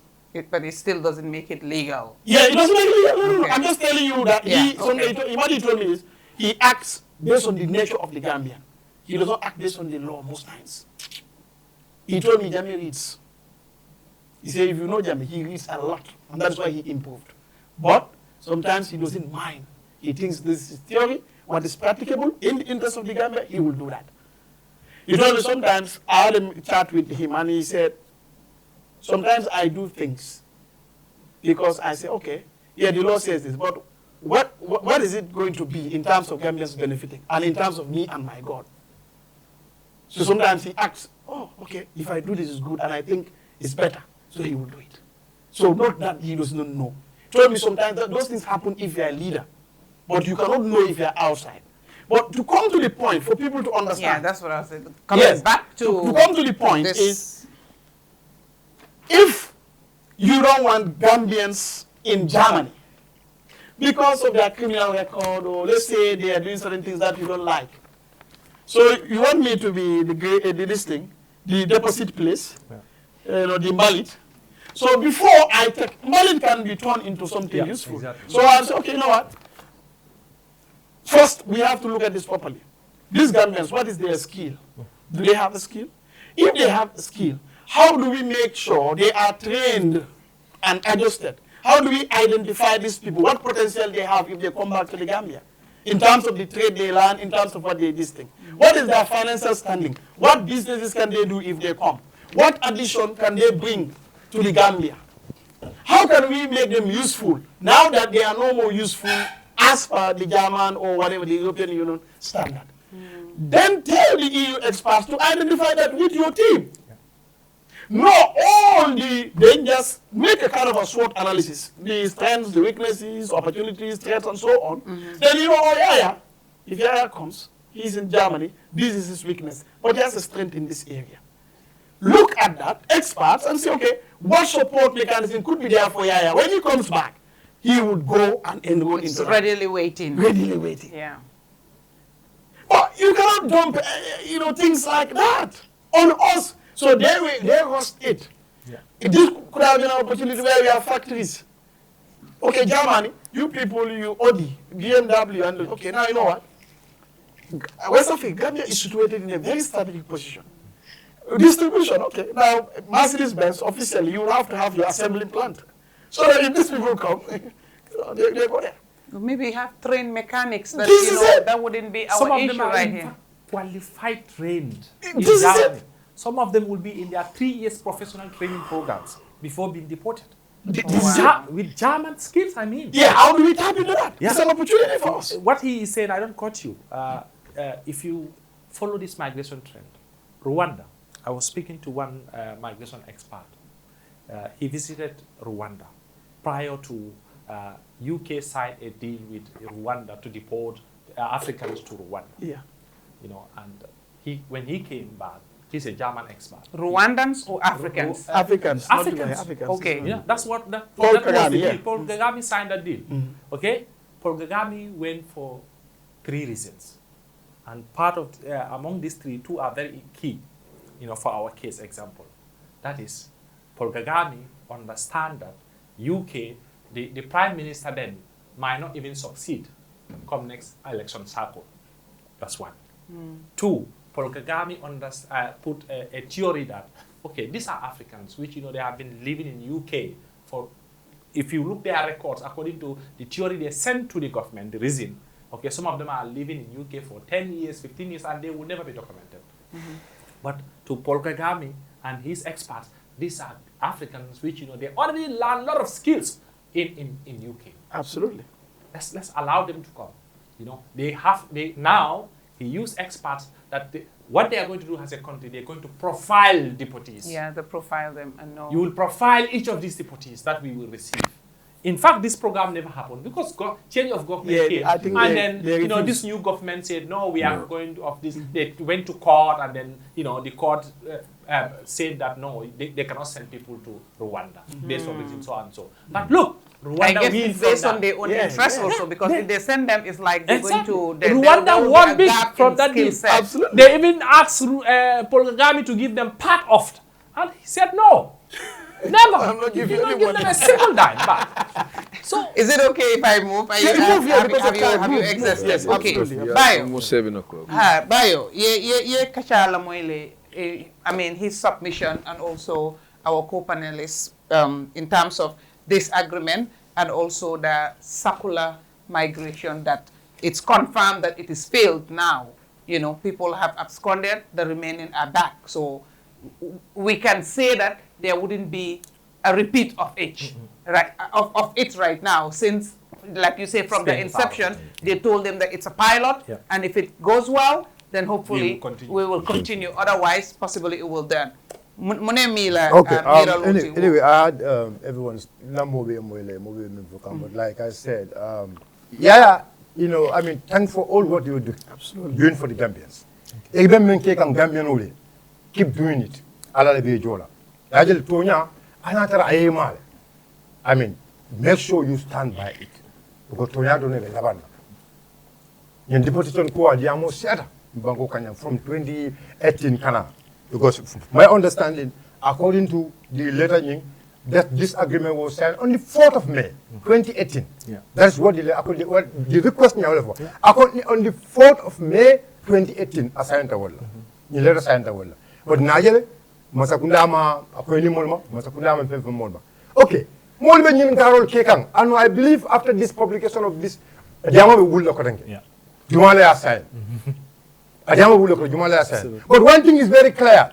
The party leader of the United Democratic Party, Lawyer Usino Numukunda Dabo, he was once a foreign minister and he was also once the vice president. He is part of the ministers Melbenyum Masakunda Kononum. And I have clearly, deportation agreement signed. I did not sign it. Anybody have that evidence? Bring it out. The government is here. Useno ni Masakunda Benyola. Useno ni Masakunda Besiri, Useno ni Wole Benyola. Useno ni Masakunda, Kajako ni Masakunda Bondije. Ni ata ni Masakunda, any evidence soto. Kajiko Useno na sign because Dolka Ako will come. Dolka Ako Toto will come.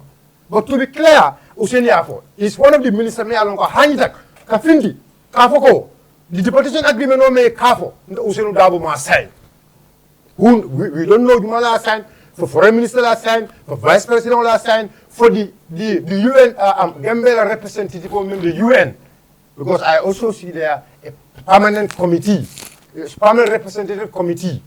So that also is something is very important. This letter is very clear. Yes, because the permanent representative committee. So the permanent representative committee, it can be the Gambian Fungo Gambia. Yes, Gambia EU permanent representative. It could be called when they are signed because the EU, the person member here is an ambassador. He's representing the president, and he can sign anything on behalf of the president. We have to make all this thing clear. The interior minister can sign it because deportation is the duty of the immigration. So maybe it could be immigration, the interior minister. It could be the foreign minister. It could be whoever. But as of now, follow Fintita. I have no willing. Because deportation agreement may careful. I did not sign it.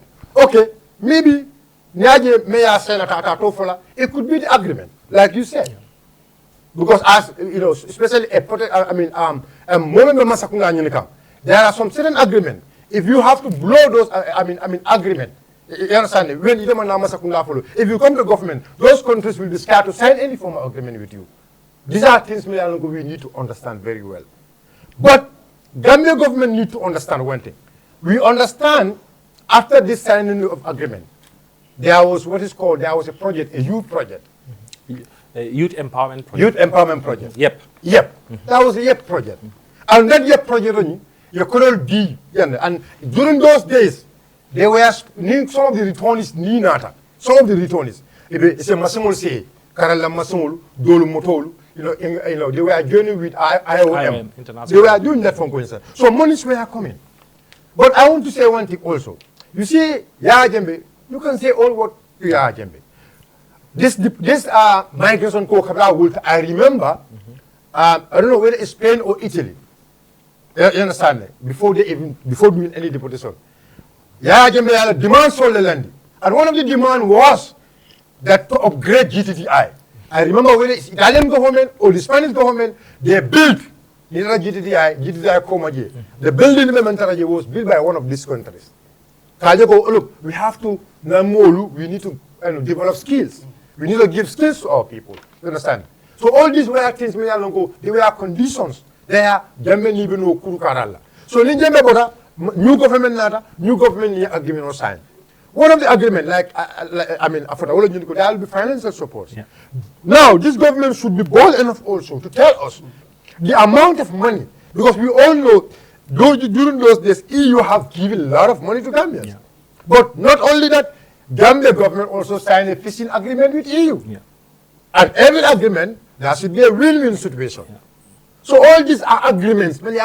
We deserve to know what are the agreements. What are some of the the background things all there. The Gambia immigration Germany, other places, Italy, Spain, and others. You understand? Some of these immigration officers also, need to be very honest to, our brothers, because I know there are some of our brothers in Germany and other places. They don't declare that they are Gambians. Yeah. When they were even putting their fingers. When you are entering in Kaitamandu. So you go to Germany, for example, if you go to Mali, for example. So it's only Malian, because at the end of every report, that's what it's only Malian immigration. Well, let me identify. And a Malian immigration, if he's honest, basically, you know that straight away this guy is the Gambian. So our immigrations also need to be very, be honest to the Gambian people. But they are paying them, they will not be. Yes. So whatever. So in deportation for for us to have a better solution for it. But to you. Yes. I have unconfirmed report. In fact, they are not giving them receipts at the airport. Yeah. My intelligence, immigration gave for Harris B, they say they am daga paske, guy they need guy in here. So you never let's say 20,000 according to Kumawa. They didn't go there 20, let's say 10 or 5 like is unreceipted and nobody can know where. Yeah, but I blame, I don't know whether it's Qatar or IOM. I blame those people for that, because we expect they need to be held accountable at the end of it. Every amount of money they spend it. So the thing is about the Circular migration. The circular migration. Look, we need to understand one thing. I am telling you, not only the minister's driver. Many of these people, I know them. I know some of them. These are people who are close to government officials, ministers, directors. So what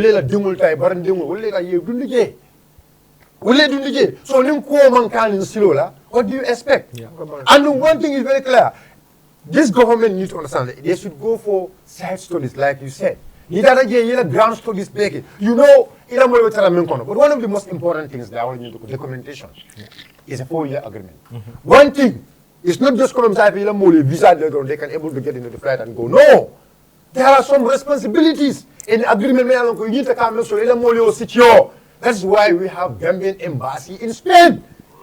If you cannot secure some of those agreements, the day they landed, the Gambian embassy in Spain can receive and make sure they go through all the entire documentation. If after they have all their documents, they will not be worried to come back home, because they will give them a residential deal next 6 months and we are going back. So if you know that for next 6 months you're going back to Spain and continue doing your job and it's a 4-year agreement, why should you abscond it?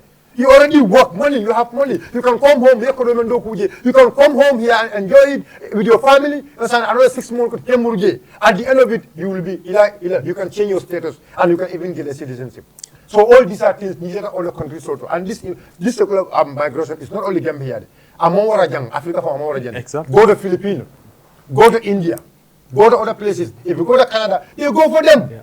They go for them. So these are things, we have a failed government. And this government must be ready to serve the people of this country. But information also need to be very clear to them, because we deserve to know the truth. Thank you. Thank you very much, Baye. Thank you. Yahya. Ibe sarala monna. Besarala min ka fo Gambian oli. Look, yalong kanyin min foteng migration. Gambia sakantu manama sakunda. They should stop using migration as a way of getting money. Yes. Migration and democracy. Migration and democracy. Yo bula ka ke ko dingin indiramati. And in building capacities and people in those capacities. Near project called Jamal Jube. Like I work with so many international researchers and consultants. Many are they sometimes, like let's say example, summarize. the German GIZ la think building ba mimbe just Westfield, you know, German only building ba loje, you know.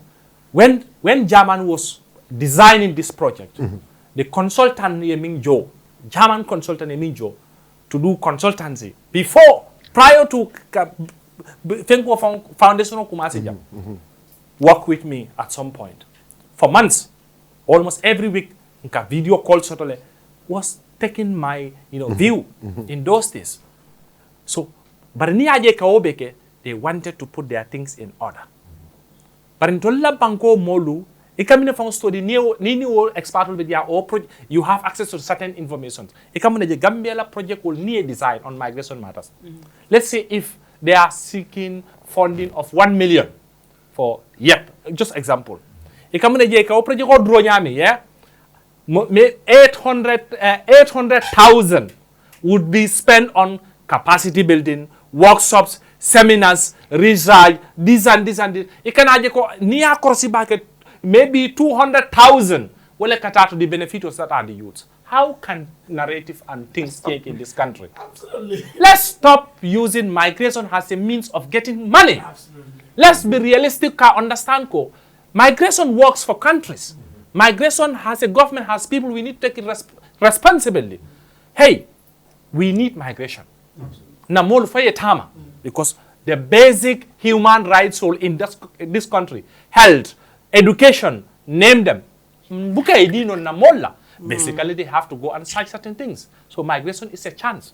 Manta mo condemned, yes, but let's take responsibility. Right. Irregular migration. We are losing a lot of our youth. Try to be informed. Please, Janika, move. Last year alone, more than 1,000 Gambian youths died in the Mediterranean Sea. In just 24 months. I pay Nimbanko ding. More wuli killing. Wole fat, baji kon, buy minkun, mefrage. That's a lot. That's a lot. That's a disaster. Niwa hapunta in a serious country. Wallahi health will roll. We must find a solution in a serious country. But still now the same trend continues. Youths, And still the Thank you. Yeah, thank you. Thank you very much, Yahya. Thank you very much. We're so happy that we have you here today. Waxtaan bi yanja na leeral bi nga leeral tamit du ne dégg na waaye yow mi jëflante ñoom di gis sa bot di dem di duga di génn di gis ay kayit di taaj di teegi kon di la jaajëfal di yaakaar ne rek ñëpp ñu ñuy seetaan it jàngee nañ ci yow surtout ndaw yi nga xam ne ñoom ñoo ñuy waxal surtout ndaw yi nga xam ne li ñoo waxtaanee tey mooy migration bi whether it's regular, irregular or circular ñoom la affect because ñoom ñoo dee bugg a dem ñoo dee dem and ñooy dellusiwaat o ñoom la ñuy indi si anam yenay yu ñàkk rafet daal comme ni nga ko expliqué fii nii kon di ñaax tamit government bi nañ gën a yokk seen yëf seen man-man seen jokkoo ak ñi nga xam ne ñooy indi gaay pour seet ne toppatoo nañ leen ba pare su dee dañ leen di indi sax ñu indi leen si anam bu rafet te bu dee suñ leen indee tamit bu ñëwee bu tax ñu fiil ne duñ ay nit duñ ay doomi aadama ñu seet naka lañ leen di intégrité xam nga ñoom it ñu bokk ci société bi am luñ jàpp am ci luñ nekka mun a faj seen soxla ñi nga xam ne ñoo leen yaakaar waxtaan gi nag neex na buñ sañoon continuer ko waaye time bi jàmb nañu kon dañ koy emal fii nii ba beneen Friday ñu ñëwaatin fii ak beneen guest ak beneen topic di jaajëfal ñi nga xam ne ñoom laa toogal si plateforme bi nii today suma caami ñi di leen ñaanal yàlla rek yàlla may leen kattan ñu gën a mun di ñëw fii nii ñëpp ñu nga xam ne ñu ngi ñooy seetaan fans yi di leen jaajëfal rek si toppa bi ngeen ñuy toppa saa yu nekk kontaan nañ lool yéen a tax ñuy ñëw bu doon yéen duñ ci toog kon yéen am ngeen solo si plateforme bi si show bii nii ak si media house bi nii mooy media bu baax bi nag moom la ñëpp di toppa kon continuer leen di toppa Kër Fatou du ne toppa ko rek tamit waaye stars yi nga xam ne moom lañ am si suñ social media yi léegi rek compal leen ñu tuuti rek press stars yooyu noonu and stars yi boo leen ñu ko joxee it turns to money and money boobu xaalis boobu noonu mooy ñooy gën a jàppale di ñu dooleel si dooleel boobu noonu it dañuy jaajëfal ñi nga xam ne ñooy sponsor show bii nii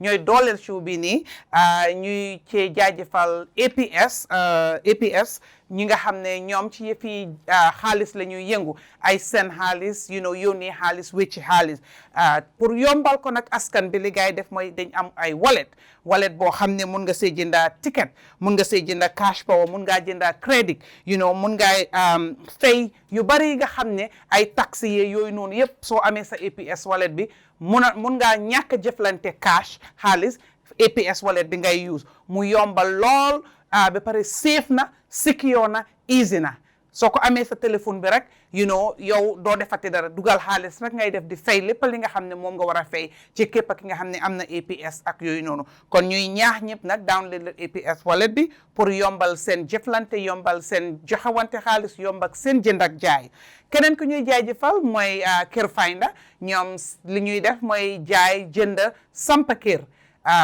seen xal màcc na ci lool te seen mbir jub na seen mbir leer na seen yëf dëgër na kon seen mbay dina nekk si screen bi képp koo xam ne yaa ngi fi aussi diaspora bi nga am mbébét pour samp kër jënd kër o am kër goo bugg a jaay o laan boo bugg a jaay jokkoo rek Kër Finder ci bépp faana bi nga ko buggee dinañ la si jàppale kon di leen jaajëfal di leen sant di leen gërëm di leen wax ne beneen yoon ci waxtu bi beneen ajuma ak beneen Grand Bantaba beneen grand guest ci Kër Fatou di leen wax jaajëfati leen it's your queen Nene Frida Gomez bye bye.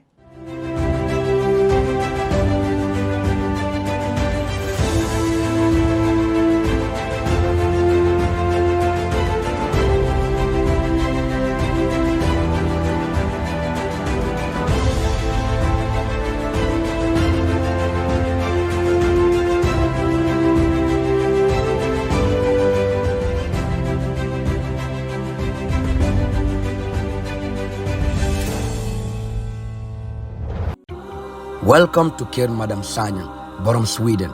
This is another Care Finder masterpiece. Let me take you through it. The first thing that really blew my mind about this house is the crafted seating area just around the car garage. Amazing. And the door is soundproof and transparent. I can't wait to see the rest of it. And now we inside. Look at the living room and how spacious it is. Care Finder, y'all always outdoing yourself. And we now at the kitchen area, and you can see me doing my flexibilities and the drawers are so spacious, and then they have a gas cooker. What else to see? Let's go. Now we in the guest room. Look at how big this guest room is. Super big and nicely decorated. And they have a guest bathroom as well. Man, I can't wait to see the master bedroom. Okay, here we go. We in the master bedroom. Look at how big and spacious this is. And look at how big and spacious the master bathroom is as well. Care Finder, man, you guys are always doing it right. And now, let me take you outside a little bit. Let me check my swagger up in this. You can tell I'm killing it on the runway. So now let me take you at the back. They have a swimming pool. My God, look at how spacious this swimming pool is. I can't wait to really jump inside, to be honest. And they have a Bantaba sitting area as well, so you can just chill and have a good time with family and friends. And then they have swings for children or couples. This is the right spot, trust me. And this house is just next to Care Madam Seka. Up your sleeves for our next gated community. What is this gated community gonna look like? Because Care Finder, they always coming up with this special, amazing stuff that we don't even think about. So I really cannot wait for it. So in case you're interested, you can just call 417-2215 for more information. And disclaimer, this property is not for sale, has an owner and not open for viewing. Care Finder is here for you.